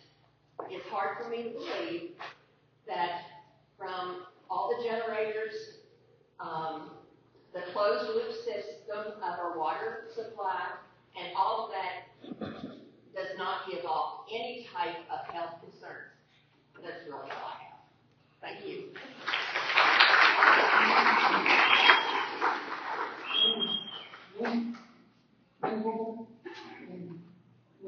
And Sarah Shepard. I have been sworn in. Okay. You joined property? No, sir. Thank you. My name is James Linville. I live at 7020 Lake Ridge in Orangeburg. Now, from the beginning, I got a dog in this fight. But I went down and started listening at the fiscal court where they didn't give the people a chance to speak out. It was just all the commissioners and the judge and all that. They're just sitting there just spouting off stuff, making orders. Well, it come to my attention, I do have a dog in this fight. I have 4 grandchildren that live in that park that he was talking about. He gave them an allowance to move. Well, how many places in this county accept single-wide mobile homes? Now, he's going to give them a little bit of money and send them on their way, but where? I'm here. We're going to get all this money, Neil had said, all this money for schools. Well, we just built 2 schools without a data center, didn't we? Yep. Just built 2 schools without a data center. So that don't mean anything. And I thought, the road, electric road, we're not hearing anything about about are creating for the people who live up there. You know, this little green worm that he talked about going through there is going to go right through that mobile home park where my grandchildren live. So that's why I'm here. I'm here to talk about the people it's affected, the farmers that it's affected, that lived on their land all their life, and it's going to come down to sell it or else. And you all have your way, and you approved this. That's what you're telling the community. Sell your land or else we'll take it. For the better of what? Not the community, because you're going to relocate 35 homes out there. The people in this trailer park. They're going to shut down, sell. Because all they do is rent the land. I grew up on a farm. 17 years, about the corn, cattle, dairy cattle, milking 2 times a day. And then I went into town and worked with machinists the rest of my life. I'm retired. I turned 65. Lived here in this community all my life. But this is ridiculous what you're going to do to your community, because you're not listening to the people. You're listening to your wallets.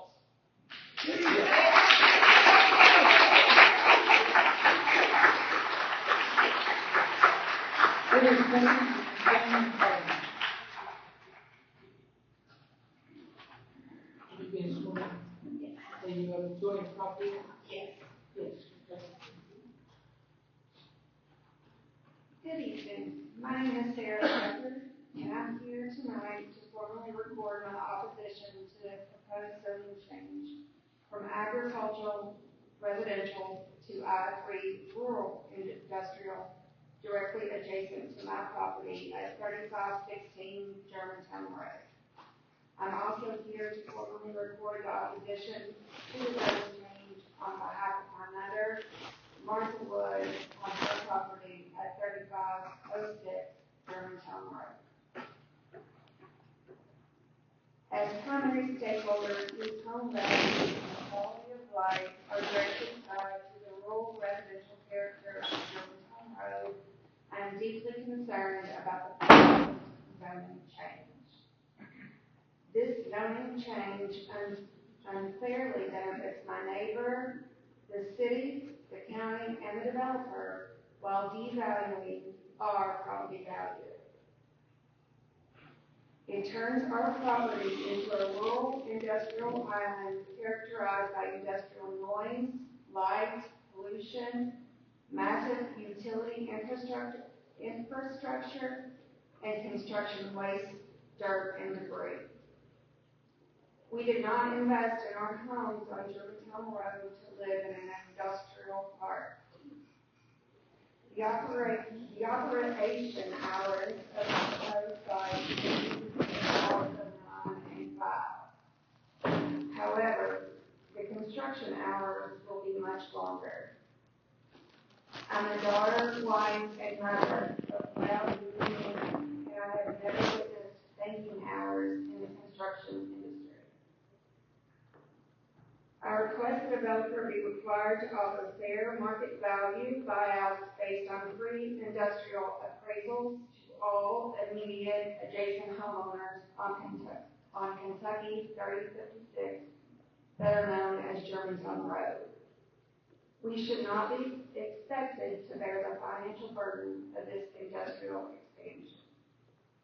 If the commission decides to move forward despite fair market value buyouts and residential opposition, I do request that the commission, city, county, and developers establish a property value protection plan if our property is to be rendered unmarketable as a residence.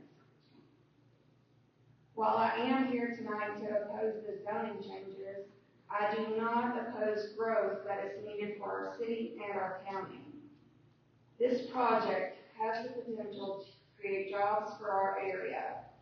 These jobs will not only be during the construction phase, but also at the proposed industrial site and jobs that will be required to fuel this new industrial site. East Kentucky Power Cooperative have always been excellent community partners. They also offer some of the highest paying jobs in our region. However, due to their anti-nepotism policies, members of our communities may not be the ones who will feel the new growth within their cooperative. These outdated policies leave some of our most skilled workers driving hours from their homes to provide for their families. I urge East Kentucky Power to re-examine their anti-nepotism policies prior to this future growth. Please shift your focus towards merit-based hiring and robust performance oversight rather than broad familial restrictions. Thank you for your time and consideration.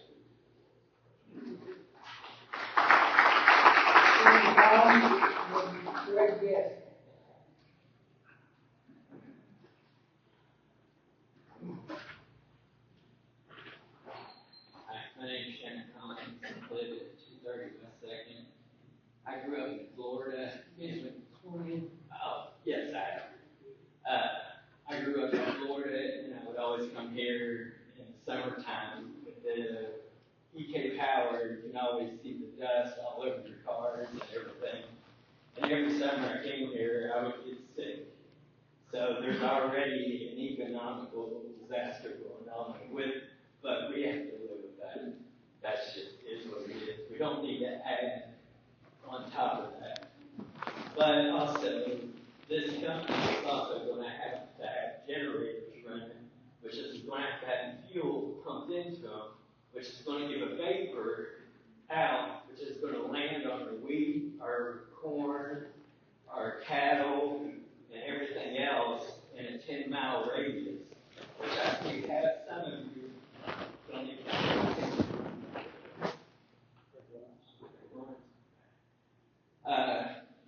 But anyway, if this job does go through, we're saying all these jobs. I went to Stover for a job, and there was 250 people there for a 10-person job.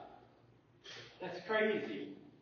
And then you say there's going to be all these jobs coming in. So are they going to be jobs from the city coming in, or are they going to be locals that are being hired? I think there needs to be a percentage of how many locals get hired in for this job, and not before, during construction, and then after construction. There's going to be people working there. There has to be a percentage of our local community people that are hired in, not city people driving down to make six figures working at the state center. So the economical disaster is going to be huge because of the generators they're going to be using. It's just, it's a yin and yang. You're talking so much numbers. We have the hospital downtown, $350 million have been invested in that, and nothing's been done. So there's a project that needs to be completed first before we move into another big project. But that's all I have to say.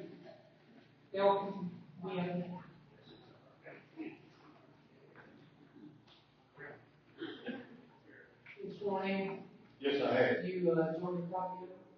No, I'm not. My name's Greg Bass. I live at 4253, 7596, Maysville. I own a farm, probably 1,000 yards on the double A, way crow flies from the data center. My point is, the farm right beside me is already rezoned. I'm not sure what it's rezoned, but we're the only people that will ever get rezoned. I mean, we didn't have support, and it's there. The double A took part of our land, come through, no say so about it. I mean, I guarantee you, everybody in this room drives that double A every day, but they wasn't concerned what they were doing to our farm. That's where I was raised. I mean, when Derry went out, Baker went out, I guarantee you, you count on one hand, people that don't own farmland, they've got to hold a job. Farmers do not pay for themselves now. I think you need to go talk to the people that they contacted and see what they want to do, not what the surrounding county does. Orangeburg, Lewisburg, everybody else. Talk to them people. They're the ones who pay for that farm. They ought to be able to say what they want done with that farm. That's all I have to say.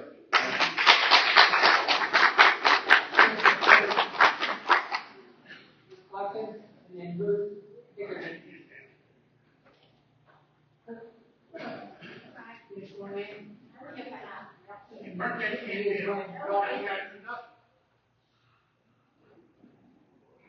And you join the coffee room? I live in, I don't have a position, I'm going to residential cluster on the plan. That's a good point. We never really talked about whether or not you all want to give 6 minutes. Yeah, go ahead. Is that okay? Yes, go ahead. I'm prepared for these, can you get close to the microphone? Yes, okay, how's that? Jennifer Teddy Botkin, and I this morning. I want to start by thanking you all for your survey. I mean, this isn't just a land transaction. This is a true moral dilemma that you all are facing. You have to decide if the promise of tax revenue and a few jobs outweighs the potential for harm for Mason County and the region. When I first heard the rumors of the data center,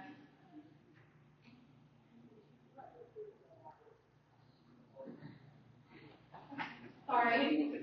Okay, I'm sorry. I didn't know what was going on behind me. When I first heard the rumors about the data center, I texted on with Neil and asked if the data center was coming to my neighborhood. In his text reply, he said, "Ain't got one in my back pocket. I wouldn't worry about it." And oh, come on, Jen, you don't believe that stuff, do you? Only 8 days later is when Max Moran first addressed the fiscal court about this project. And to say that broke my trust with Owen, the county government in this process is a very much an understatement. So my neighborhood is facing a nightmare situation where we will be stuck with years of construction noise, heavy traffic, fumes, dust, and damage to our roads. The traffic will affect every intersection that leaves our neighborhood, impacting our safety. In Louisiana, there has been a 600% increase in crashes here in the Meta construction site. Additionally, the World Health Organization has deemed air pollution caused by electric generation and the diesel generators for data centers a public health concern, and they estimate that this could be over 1,000 deaths annually by 2030. In addition to the health and safety concerns, we fear the data center will go off grid for power in the future because Trump has asked them, right?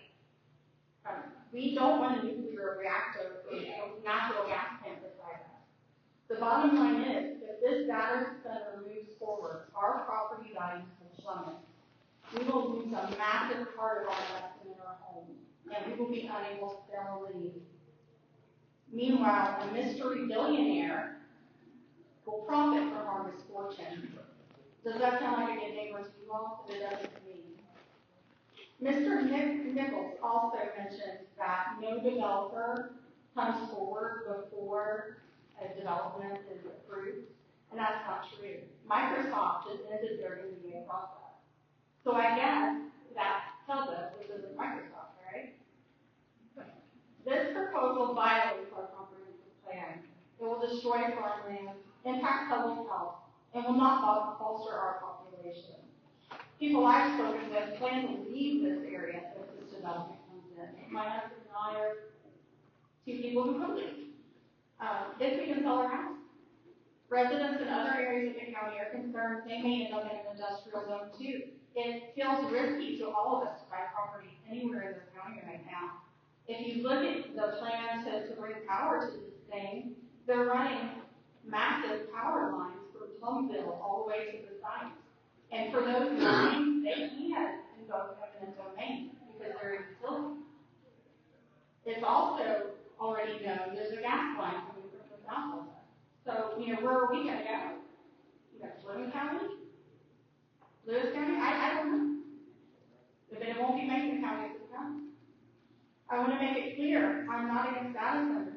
I'm against the use of 3.25 square miles of farmland beside the homes of hundreds of people for an industrial hyperscale data center that will consume as much electricity as 1.5 million homes if it ends up being a 2.2 gigawatt facility like the CFP request says.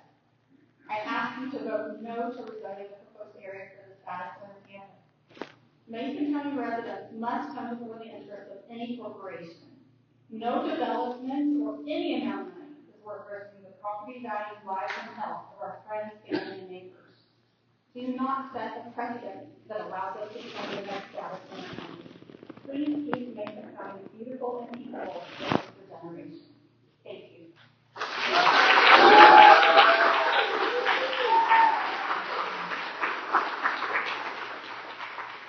Bruce Dickerson, and then Barb Jefferson.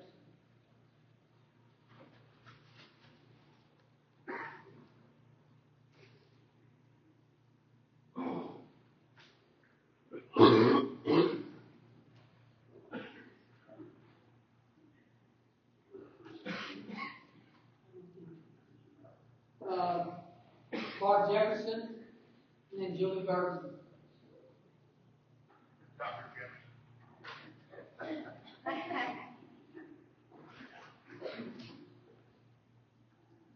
You been sworn in there? Is that okay? You been sworn in, is that okay? Yeah. Yes, I have, and I'm not going to do it. Ms. Jefferson, do you want me to play the video, you guys? Yes, you got great. Okay. And you can speak during it. It's a 2-minute video.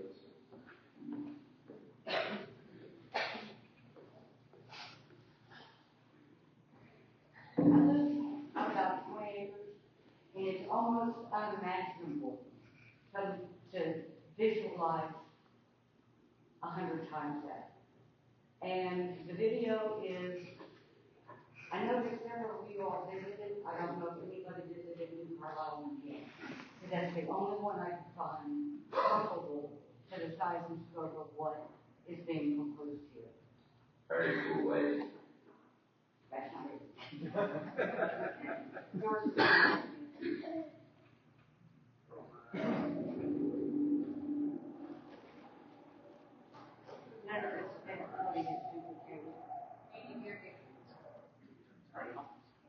I muted the sound. You can talk over it. The only sound is the drum. No, I just assume they have people who go into it. Put closer to the mic, please.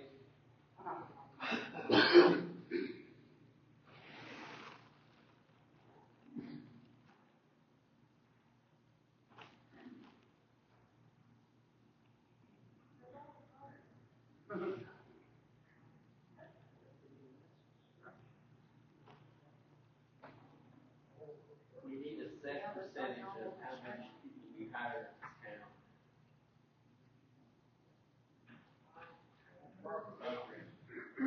Not people from out of town.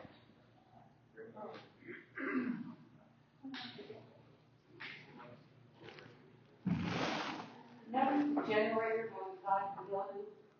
This is about 1,200 acres, so it's smaller than what's being proposed here. Wow. I assume there's cooling equipment on the top. They make noise. Water tanks. Diesel fuel. Those are substations. And I think on this plan, there's one is 24 acres in size.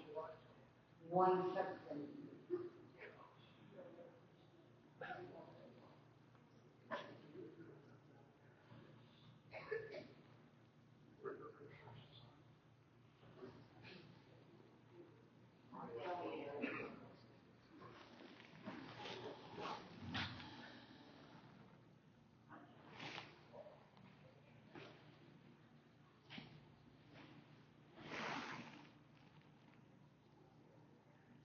I had worked with pictures, one of the development.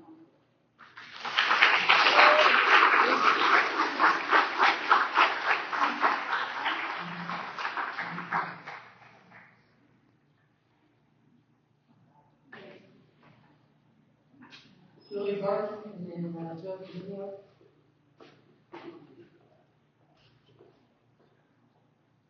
I do my best work the last minute. I just got the last sentence down here. I'm Julie Burton. I live at 6103 Nevis Road, Ewing, Kentucky, and it is in Mason County. A lot of you know me.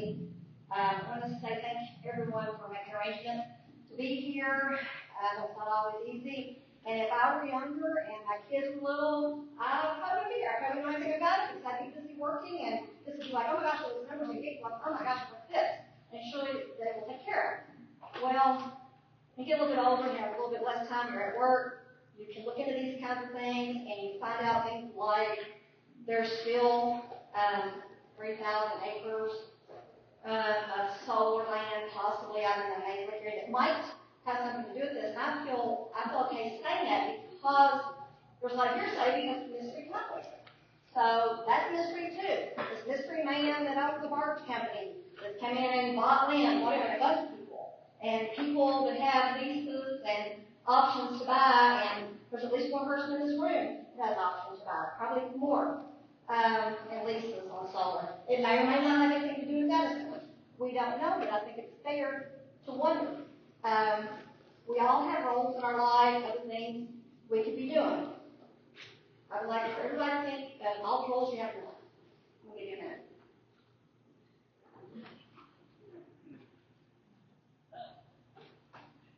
Some of your parents, everybody's friend is somebody. Some of your sisters and brothers, cousins, whatever. I'm a mother, grandmother, somewhat of an activist, sister, aunt, etc. Caregiver for my animals. But another role I think we've all got to consider in our lives is that we've all got to be stewards of our land. And I understand people's rights, sell what you own, but this is a different thing when it's affecting so many people and our property values, etc., and so many other things. It's just important that we put our county first, and we don't make this personal. I want to still be able to talk to people and say hello. If I see an Easter egg hunt, I want to say hey, whatever. But I don't want to be personal. Good. Mason County. Somebody just called me today, and I found this like, this is right in prayer. She said, I'm going to start a prayer team about this because I think it's a spiritual battle. And I said, yes, I'll write it. I don't have time today. I'll do it tomorrow. I'm just going to my class, the pipeline that's got to do with this, TC Energy, didn't even know Max's class was there. That's a problem. I'm still convinced about that solar out there being related. This is not about somebody rights selling land. This is about us having land to put cows on and hay, etc. for the future. It's about food insecurity and us possibly being in breadline someday. I know it sounds crazy, but it might be true. We've got more or less a utopia here. This would be very dystopian. I'm normally a Trumper, but I disagree with him about our need to beat China to the top in AI. I need all of you on the stage, especially, to look up the word infrasound, INFRASOUND, please, because it's a non-audible hum, like a sensation you get, like the Coast Guard, etc., uses to keep pirates away. Seriously. It's a whole thing that we dealt with the wind turbine situation, and it's not a healthy thing. We had at least one zoning member a few months ago who was honest and said, I really don't even know what a data center is. And that was a few months ago, and I appreciate him for saying that, because that's very honest. And sometimes we just got to be honest with ourselves. And water safety, look up Tammy Clark. Please write down, everybody else saying, please write down Tammy Clark, industrial hygienist. It's online. She says there's no such thing as a closed loop system. And there's a lady that's a birth doula up in Ohio that's studying these things, and the water that's put back in the surface water causes miscarriages. She thinks it's all in the beginning stages, so I feel okay in saying she thinks, because she has got this group trying to get people to get online and have these conversations. And the song, one more thing, that I posted online, John Cook Mellencamp sang it, Rain on the Scarecrow. when I did concert 80s, by the way. Probably still does. But anyway, Scarecrow Ridge Cross, Blackbird in the barn, 450 acres, you got acres now, but that used to be my farm. Grew up like my daddy did. My grandpa cleared this land. When I was 5, I walked the fence while Grandpa held my hand. This land for the nation, this land made me proud, and son, I'm just sorry there's no legacy for you now. I'm saying that we just don't want our legacy to be leaving this monstrosity, which will be outdated, to our grandkids and their children, to be able to say, you know what, one time there were cows out here, and there was hay, and we grew corn, and Papa, your great-grandfather, had chickens, and all this. And we don't want that time when they're eating food off 3D printers. Okay, we simply don't. Okay, and I just want to say I do love everybody. Thank you.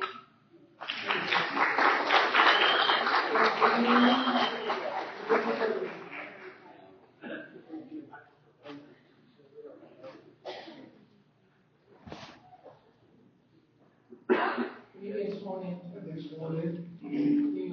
My name is No. My name is Joe Vino. I live at 3005 Valley Court, Meadowland Village, Mobile Home Park. Living in the Bible Belt, there's a lot of people who go to church, they read the Bibles, they worship their God, and I enjoy reading the Bible too, and applying the counsels. I've made many changes in my life because of the Bible. One scripture that's been going through my mind is in Ecclesiastes chapter 8, verse 9, where the Bible writer has noticed in his lifetime that man has dominated man to his injury. And most of the time, it's the powerful and the rich who dominate the lowly and the poor. And that's the way life has been throughout history. Meadowland Village is the best mobile home park in Mason County.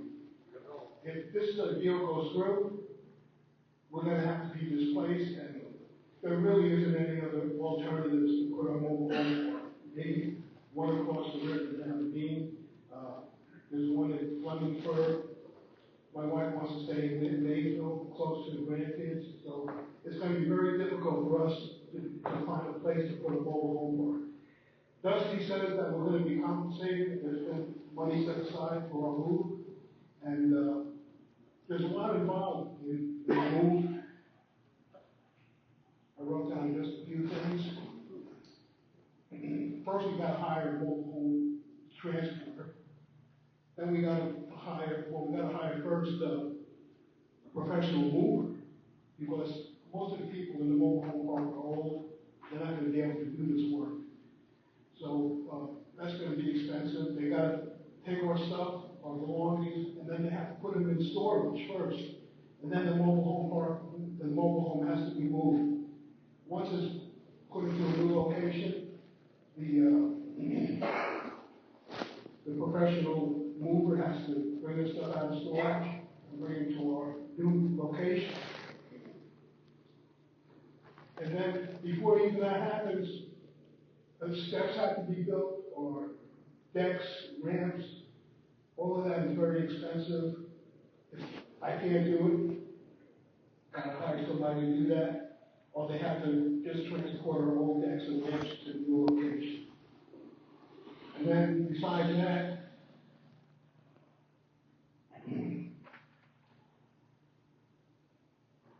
what about storage buildings? A lot of people in the mobile home park have storage buildings. And they maybe bought them off-site and they didn't deliver. But my storage building, I built it up on the ground. I don't even know if it can be transported. And I need storage building. I have a lot of tools and machinery, saws, things like that. So I'm just wondering if there's going to be enough money to support this relocation, this placement. And if there isn't, I don't have a whole lot of money extra to pay for this. So I'm just really concerned, and I'm getting a little anxious and stressed out. And that's just what I'd like to say.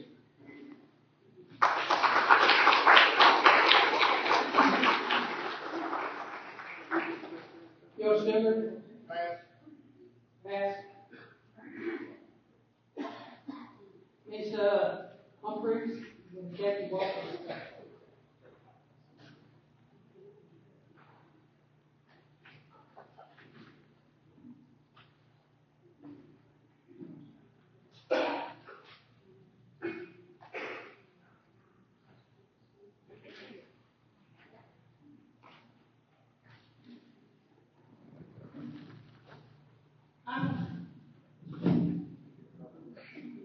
I'm Melissa Humphries, and I'm adjoining property owner at 35 Road. My husband and I bought our property soon to be 4 years ago. The location and scene is what we love about our home. It is peaceful and it's quiet. We love the neighborhood. After working all day, it's nice to come home to peacefulness. Once we found out about this project, we have been sick to our stomachs. Then we find out that we're joining one of the property owners. It seems like our quiet neighborhood will become a disaster if the location is zoned and approved. Construction will last for years, so we will have to deal with noise and all the extra traffic in our area, which can cause accidents. In the summer, we love to be outside, we raise a garden, we love just to tend to our yard. We're going to be listening to construction for years to come, and it's going to turn our property into a nightmare because our property values are more likely to go down.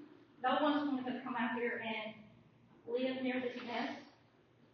And if we want to move, there's probably not going to be no way because nobody's going to want to buy it. Our country setting is getting turned into a concrete and utility jungle, not just for a few acres, but over 2,000 acres of farmland gone for this monster. Even when the construction phase is over, we will have to live with this land for 24/7. Some of us might work different hours in the neighborhood, so some will have to try to sleep with all this noise under construction that will be going on for years. It's like no one is looking out for the ones that is left behind, that didn't get part of the deal. I'm not against anybody doing whatever they want with their land. It's the ones that's getting left behind. And it just seems like no one really cares about us. This project has been so secret and inconsistent since we first heard about it. 1,200 acres, then to 2,000 acres, 400 jobs, so even some said 50 jobs in that 93-page project that came out.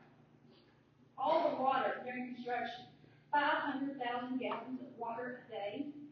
I mean, that is a lot of water to be wasted on just doing construction. What's that going to do to our water supply out there? What's going to happen to our lake? We are close to what is going to be a substation that will not have the berm apparently around it. And that's just going to be right down the road. And I'm just saying right down the road, it's not very far. It seems that we are wanting to sell our farmland for so little jobs. We need our farmland to feed our country. It seems we are being given up so easy, but I guess if you offer thousands per acre, it would make you think. Our area has the Buffalo Trace bicycle race go through it. In the warm months, motorcyclists love traveling our road. And if this project comes through, it will change the roadways forever. It will turn into a nightmare. Data centers need to be an industrial setting to begin with, where there are no residential clusters, as we are being called. We are not clusters. We are people who are caught in the middle of this mess. And no one from our county officials seems to care. I'm sorry, I'm nervous, and it's kind of upsetting. They're more worried about appeasing the data center. So I'm asking the zoning committee, please think about this project and what it's taking and how it will affect everyone living around it. We love our home and our neighborhood and the country setting and peacefulness. We do not want to be around an industrial area for the rest of our lives. And on another note, I relocated from Lewis County to here. My husband relocated from Rocking County to here. We love our neighborhood. I came from a farming family. My brother owns it now. We used to have a dairy, tobacco, all that. When that went away, he does beef farming. So when you go to the market, market, you still have to buy your beef. That's what my brother provides with his farm. Even though he's in Lewis County, he is proud to keep his farm. And I just want to thank the zoning committee for listening. Thank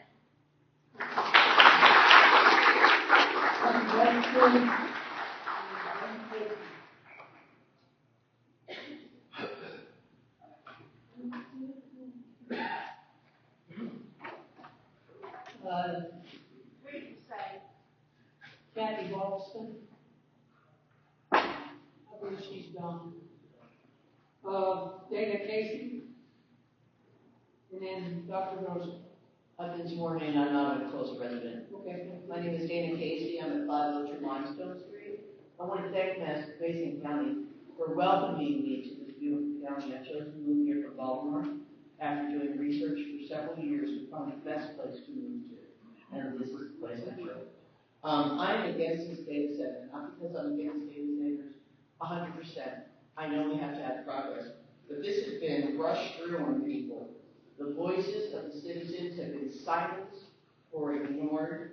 The long-term consequences from this beautiful countryside have not been fully outlined.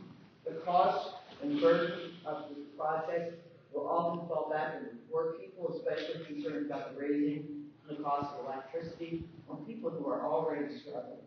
And finally, this technology might be obsolete in 10 years, but that land will never come back again.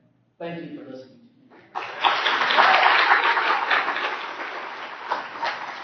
Thank you, Rachel. And then, Delicio Fair.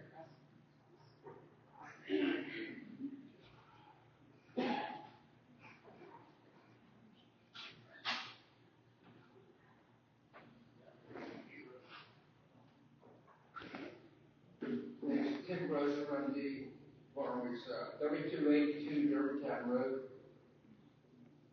So, one problem that I can see that's not been addressed, there's only two drainages on either side of this whole property. One is Leach Creek on the Valley Pike, and the other one is South Fork of Large Creek, which goes straight along the side of Germantown Road. And there's no way that that little branch is going to be able to handle all the drainage and runoff, especially in big rains, from this data center property. They're already working on where Germantown Road is starting to cave in, right past Tuckahoe, where they have that traffic light. And I have a bridge on my one farm. It's the only way to get on that farm is across that creek. And if we get major floods in there, that could wash out. And the other problem is there's some families like the Muses that live down in Randsburg. They've already been flooded out once when we had that big rain 7 or 8 years ago, and I think this is could be even worse. So we'll oppose the data centers to start with, and I'm opposed to zoning change. We already talked about air, land, and water pollution, noise pollution, light pollution. All the wildlife is going to be wiped out, and 2,080 acres. For that reason, my son and I are totally opposed to the whole thing. Thank you.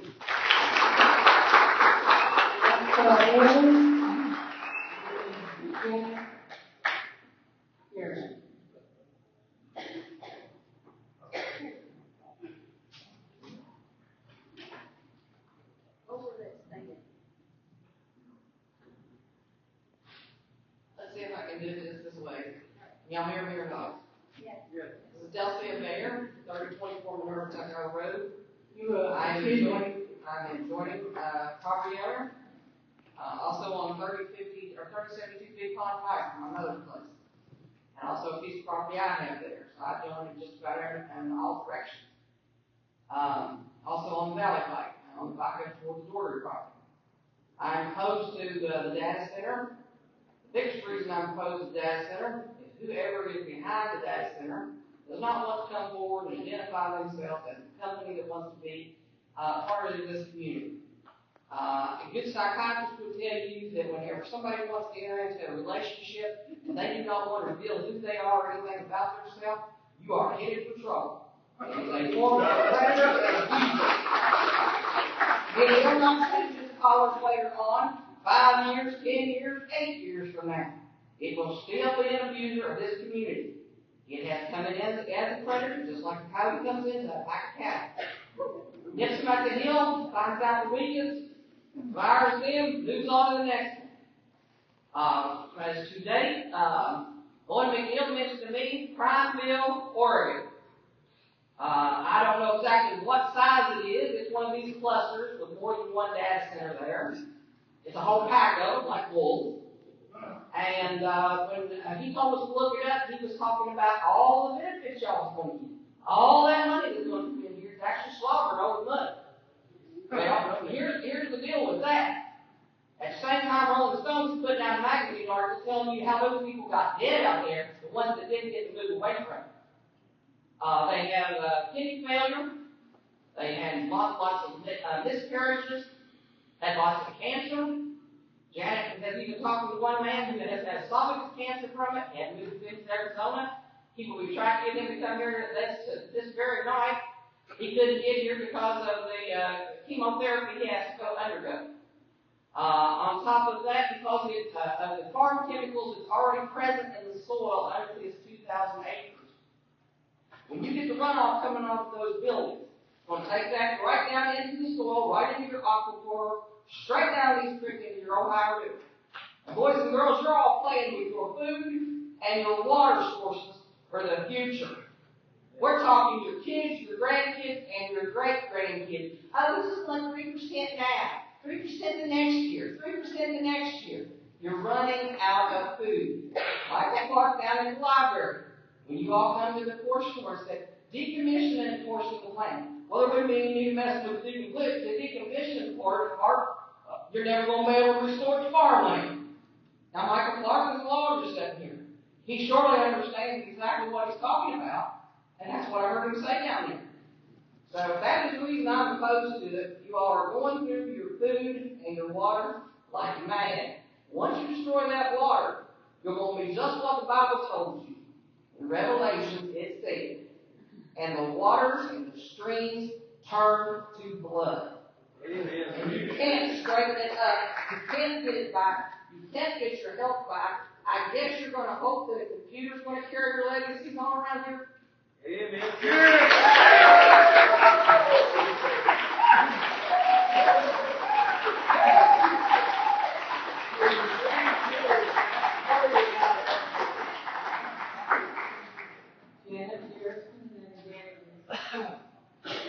Once again, I'm Janet Harrison. I live at 31008 Kentucky Highway 435, Dover, Kentucky. I just want to say a few things about the presentation tonight. I told you that I sent a list of questions. I sent a small group of questions to the JPC, a larger group of questions to the fiscal court, and 93 questions to the data center developer. I was very hopeful that this presentation was going to be at least an hour long that would answer these questions. But so far, my questions are ignored. The only way that we could live with something like this is we have to be educated.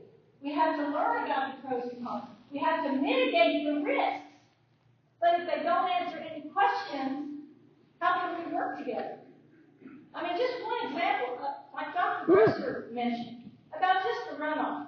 There's over 250 acres of impervious surfaces for roofs and parking lots. That means the water just runs off. And we're hoping that all these little detention ponds are going to collect that water. What happens if we get two big rains a couple of days apart? Do you think the ponds are going to leach the water out that quick? Probably not. So where does the runoff go? Of the 250 acres. Well, let me tell you how much that is. 250 acres, given a 1-inch rainfall, okay? Each inch of rainfall is 0.623 gallons of water. Just 1 inch of rainfall over these surfaces is 6,788,675 gallons of water. That's 1 inch. In July of 17, we had 7 inches. Okay?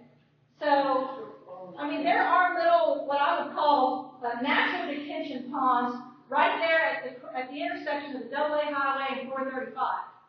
It fills up. It takes several days to leach through and to drain into the groundwater.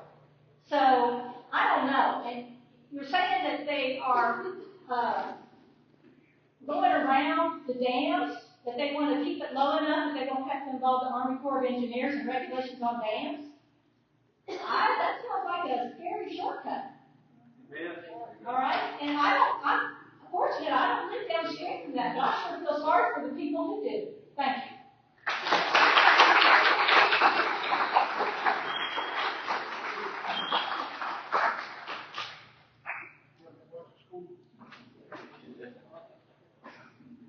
Danny Garrison and then Genevieve Walker. I'm Danny Garrison.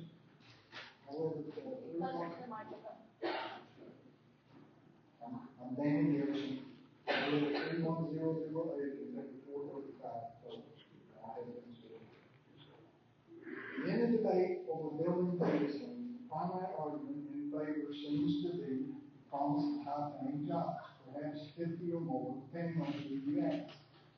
The amount of land, thousands of acres, and the vast amount of energy and water needed puts an undue amount of pressure on our natural resources for relatively small economic gain. This project isn't isolated to a small footprint like the industrial project. Even if it's surrounded by trees or landscape or skyline, will still be filled with burning of fossil fuels to support enormous amounts of carbon. As someone who's seriously ill, if they would trade your money to restore their health, you'll every time, the answer would be yes.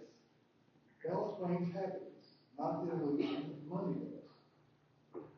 Now imagine trying to stay healthy in an environment that no longer supports it. Soil that struggles to grow through water that must be filtered to drink. And the skies once clear now filled with smog, increasing fossil fuel use by growing energy demand. And for what? This new shiny technology we've become obsessed with, the latest thing the wealthiest 1% tell us we must have. We're told it will cure diseases, predict weather, and help solve climate problems. I don't believe we need to cover the country in competitive AI to utilize this technology.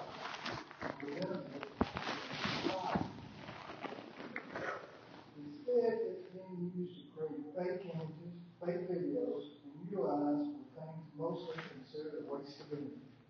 I find it hard to believe that putting an even greater strain on our planet that sustains us, brings us closer to solving real-world problems, thus just creating more waste. When the planet becomes sicker, so do we. And the sick people rarely live happy lives. If your goal is a happier society, perhaps we should focus on protecting the things that truly sustain life, our planet, our health, and our community. Some more support small farming, small business, and small town America. Preserve the rolling hills, clear streets, forests, and open views that make our planet beautiful. We were trusting with a beautiful place to live and enjoy life. We might consider passing this beautiful space on to the next generation to enjoy. Once the land, trees, creeks, streams have been destroyed, the longer the world will be forever changed. This is something to consider for that. All in the humble opinion.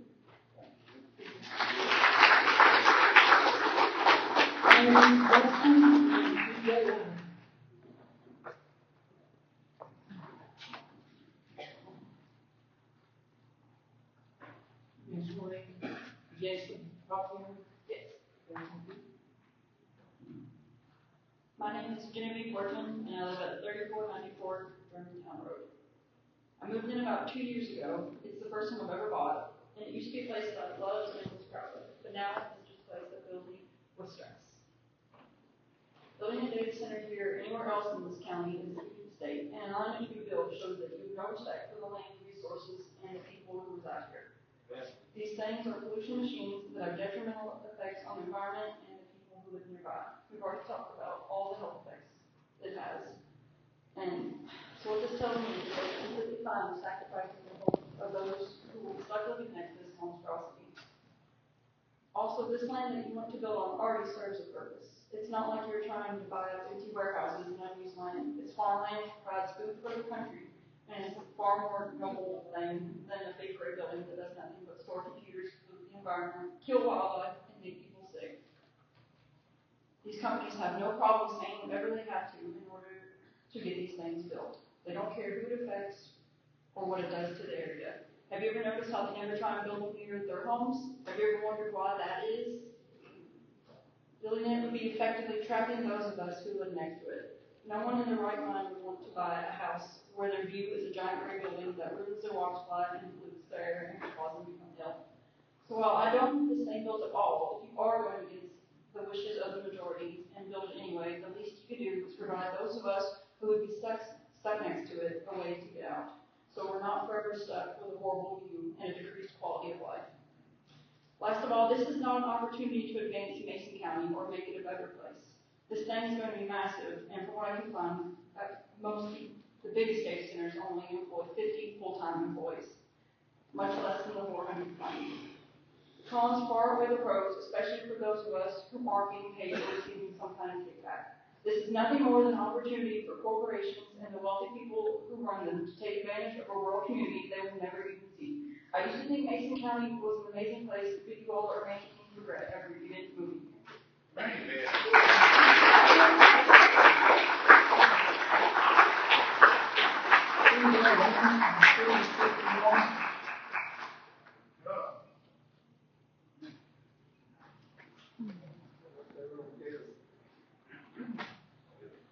Ms. Williams, George,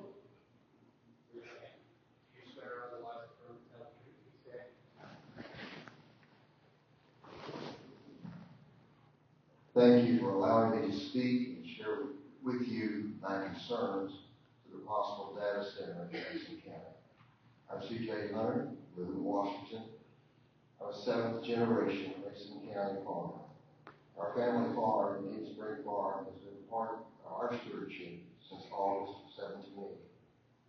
I have read and listened to many that feel that it's in the best interest to allow this project. And I have read and listened to the many that feel it is not in the best interest of our community to allow the data center. Our community is very divided. Several observations. Why the hurry? There's not going to be any more land being created. If Mason County is a good location now in 2026 for big projects, what will it be in 10 years? I see no advantage in moving forward with so many unanswered questions. It's time for full disclosure before any of us can say it's in the best interest of our community to have this center. This we're certain of. Farmland is at a premium. Let's protect it. It is my hope that you will value farmland not as an investment to be sold or developed. Rather, let's view our land as a place with good stewardship we can pass it to future generations of farmers. This morning, my brother-in-law, who recently relocated to Minneapolis, saw Mason County on the TV news in Minneapolis. The two farmers that were offered money and turned them down. He relocated from Northern Virginia for health reasons so that his wife would be close to the Mayo Clinic. His remark to me was this: based on what we saw in Virginia, data centers are like potato chips. And I said, what do you mean, Jody? He said, you won't have just one. others will follow. I do not see the rush to move on this project until we have the unanswered questions and concerns of landowners and those that live near this possible site have their issues resolved. I move that the zone change be placed on hold at this time. Thank you.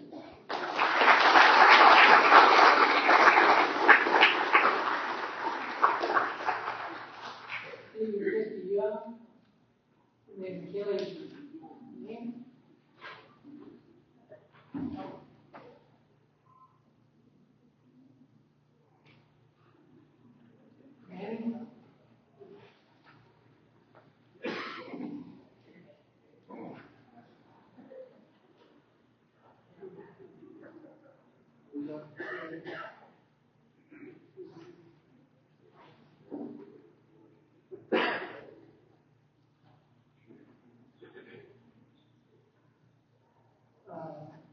Jerry Fields?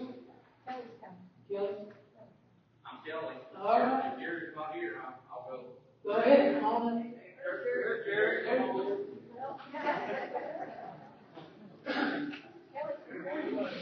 Yeah, Kelly, come on down. Hey, Jerry. Jerry. Go ahead.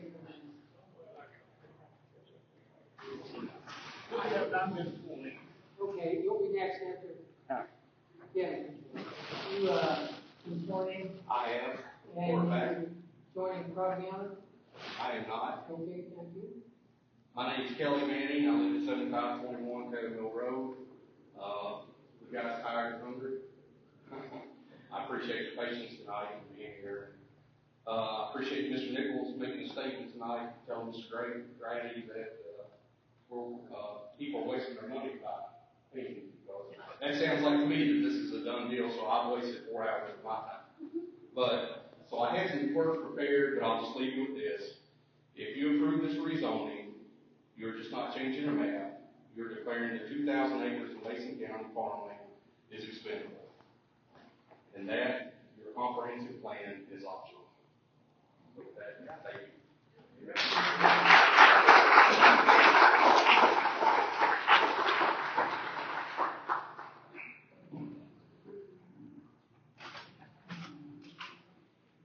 I'm Jerry Fields, and I have not been sworn in.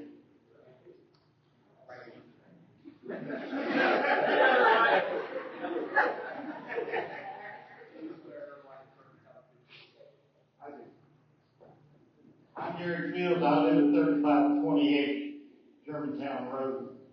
I live right on number 10, which is right in front of Highland Heights subdivision, or the what the architect has described as a residential cluster. Gentlemen, I don't know how everybody feels about this data center. I know I am definitely against it, only for the purpose of AI. It's artificial intelligence. If they don't know it, you make stuff. You gentlemen looked at the prior screen tonight of 6 buildings. That ain't counting the utilities or anything else. Each one of those buildings covers 15 acres. You asked a question tonight about the snake where it stopped and picked up.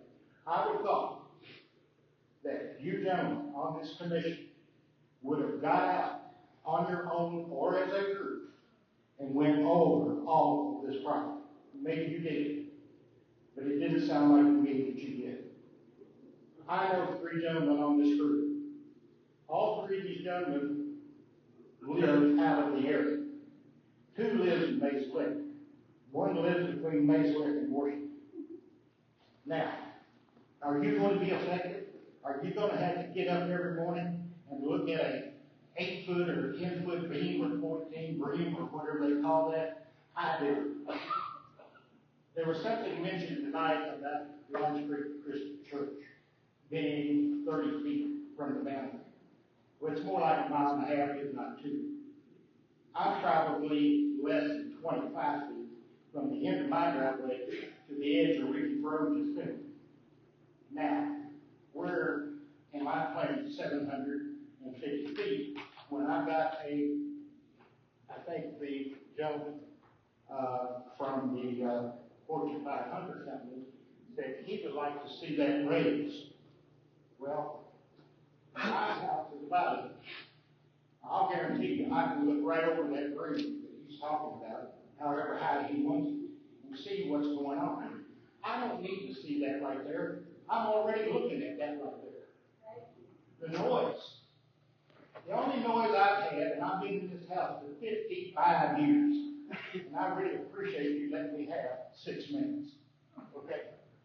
So, the only noise that I've had is when Ricky Proach takes the calves away from his cows and puts them in the field. And I had to hear them bawl for 3 days. Okay? Now, John, you may go forward with this, but if you do, you're not paying attention to what the residents in that part of the county are saying.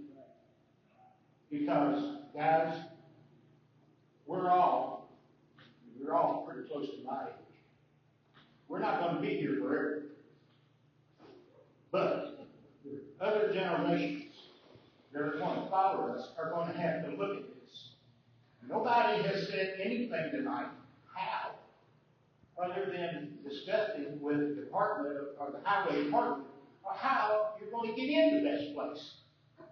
How are you going to come into this? From the double A? Are you coming across Slack Pipe? Are you going down to where 430 or 3056 intersects with the double A and come in that way? Or are you going to go somewhere else and cut across country? The problem that I see, what really makes me mad, is our county officials who are supposed to be for the county and the people. They sign these non-disclosure agreements, and they won't talk to nobody about anything. And I don't know if any of you gentlemen signed those or not, but they did. And because this is election year, 2 of our 3 county commissioners are not running for re-election. Now, what's going on? You know? Yeah. I mean, the whole thing comes down to it, guys. I've got how many years? How many years does it take to complete this project? There's a gas line coming in with a 36-inch line out in Fort Hill to get into East Kentucky Power right now. That operation, according to East Kentucky Power, will not be fully operational until 2032. 2032, is it going to take 7 years to build what we see of this diagram? That means 7 years of construction, noise, dirt, everything else. That's all I've got to say.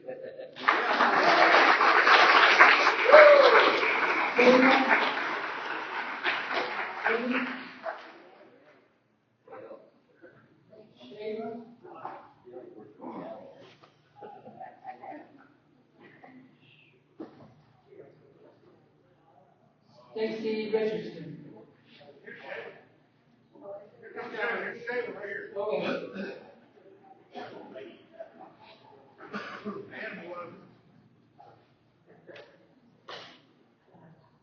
I have not been sworn in.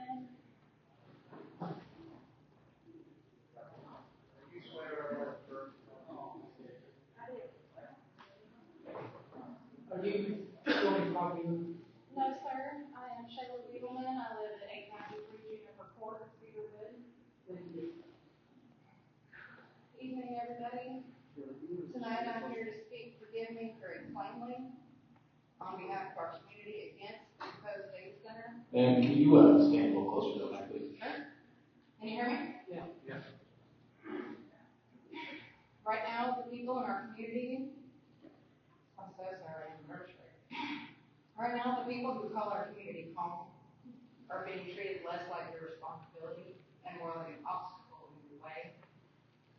The proposed data center plan for our community is rumored to be one of the largest in the U.S. and yet, this corporation is not here to speak for itself. To provide answers to our concerns, to brag about its benefits to our community. Cue the crickets small, we can still hear them. This corporation does not care about our community, no more than it seems to me that our elected officials do. What leads me to draw that conclusion was the slap in the face insult at being charged $1,500 to file a formal complaint. I understand now that fee has been lowered to $500. However, I'd like us to collectively acknowledge that for what it really is. A financial barrier designed to shut our community up. On paper, it looks like compliance, but in action, it's a gag. No everyday, hard-working member of our community could afford such a fee without potential financial burden. Everyone in this room knows that. We all want to see progress. We all want to see our beloved town develop into something magnificent. We all want jobs and opportunities brought to our community for ourselves and for our children. But this is not progress. AI data centers do not create hundreds of permanent jobs. That's just good old-fashioned propaganda. It makes for a good headline, but the reality is 30 to 40 permanent jobs at best. All those temporary construction jobs, forgive me, but there's zero guarantee that those will be given to locals. This so-called big thing that is happening is a monstrous misuse of our community's trust.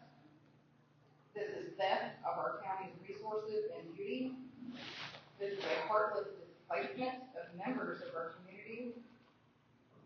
This is environmental destruction and disruption too vast for me to cram into 3 minutes of everybody's time, but will have everlasting consequences upon our community's health and landscape.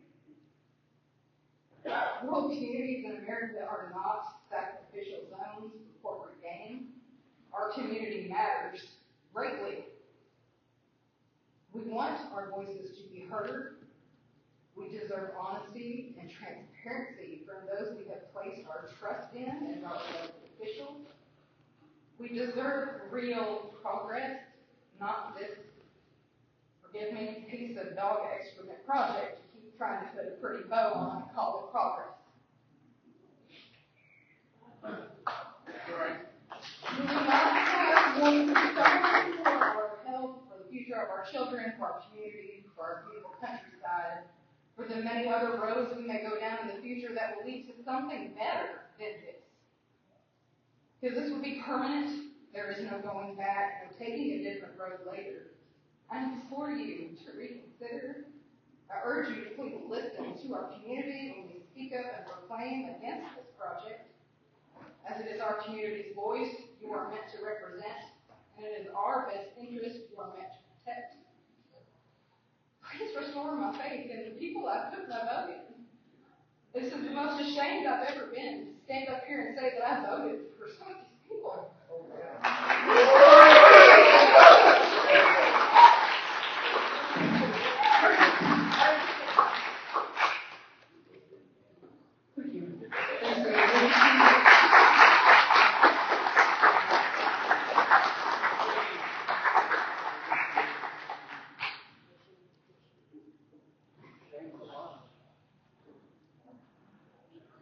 Stacy Richardson. Brian Epstein.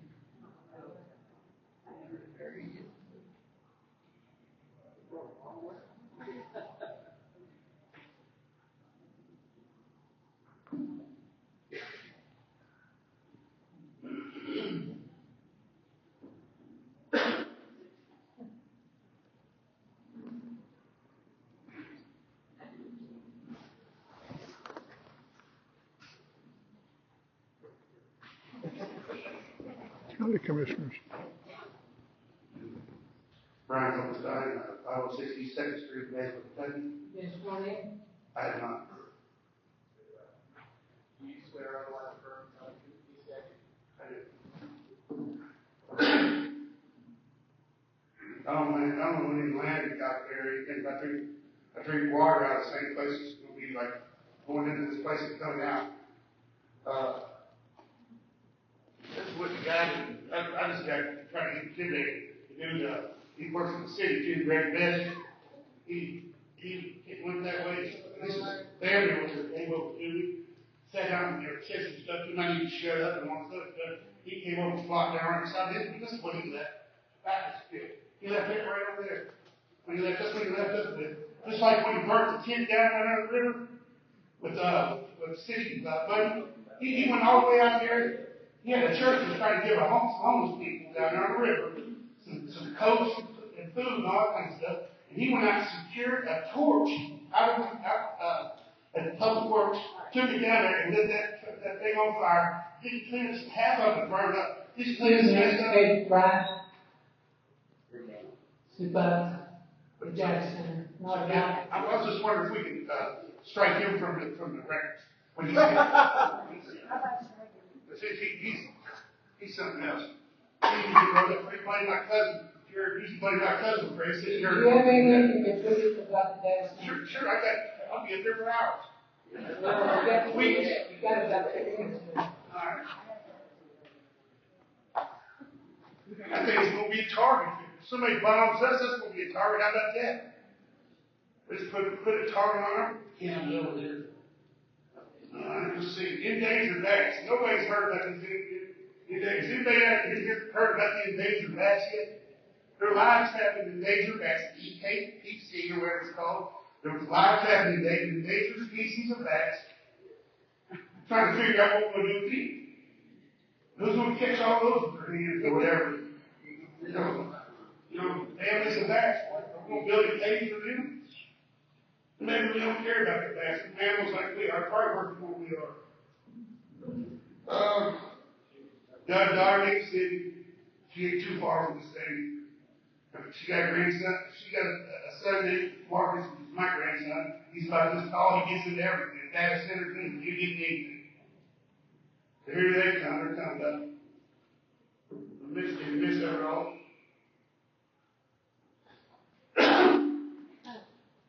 I went over here, tried to bring in a treatment center, and I think he really tried to bring one in here, ARC or ARC, Addiction Recovery Care. Thank God it didn't come down in here, because they give dope now, what they do. This is a credit, Bobby Kennedy Jr. talks about the predatory rehab industry. It's part of that. Brian, I don't want to disrespect you, but we're talking about a data center. I'm just giving everybody the track record. I'm giving everybody the history. Lesson I'm letting y'all in on the backs and stuff.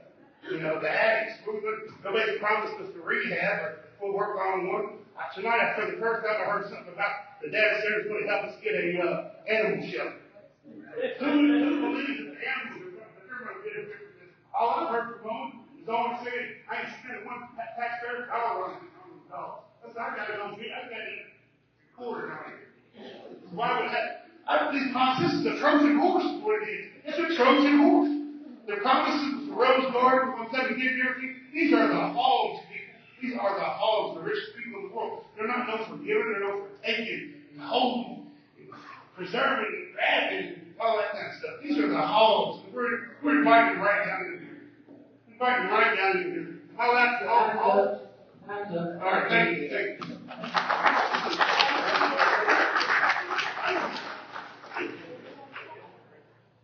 All right, George, will you pause for tonight? That was our last. Yeah, we need a motion to recess the public hearing until tomorrow, same place, same time here. Harvey made the motion. Do I have a second? John seconded. All those in favor say aye.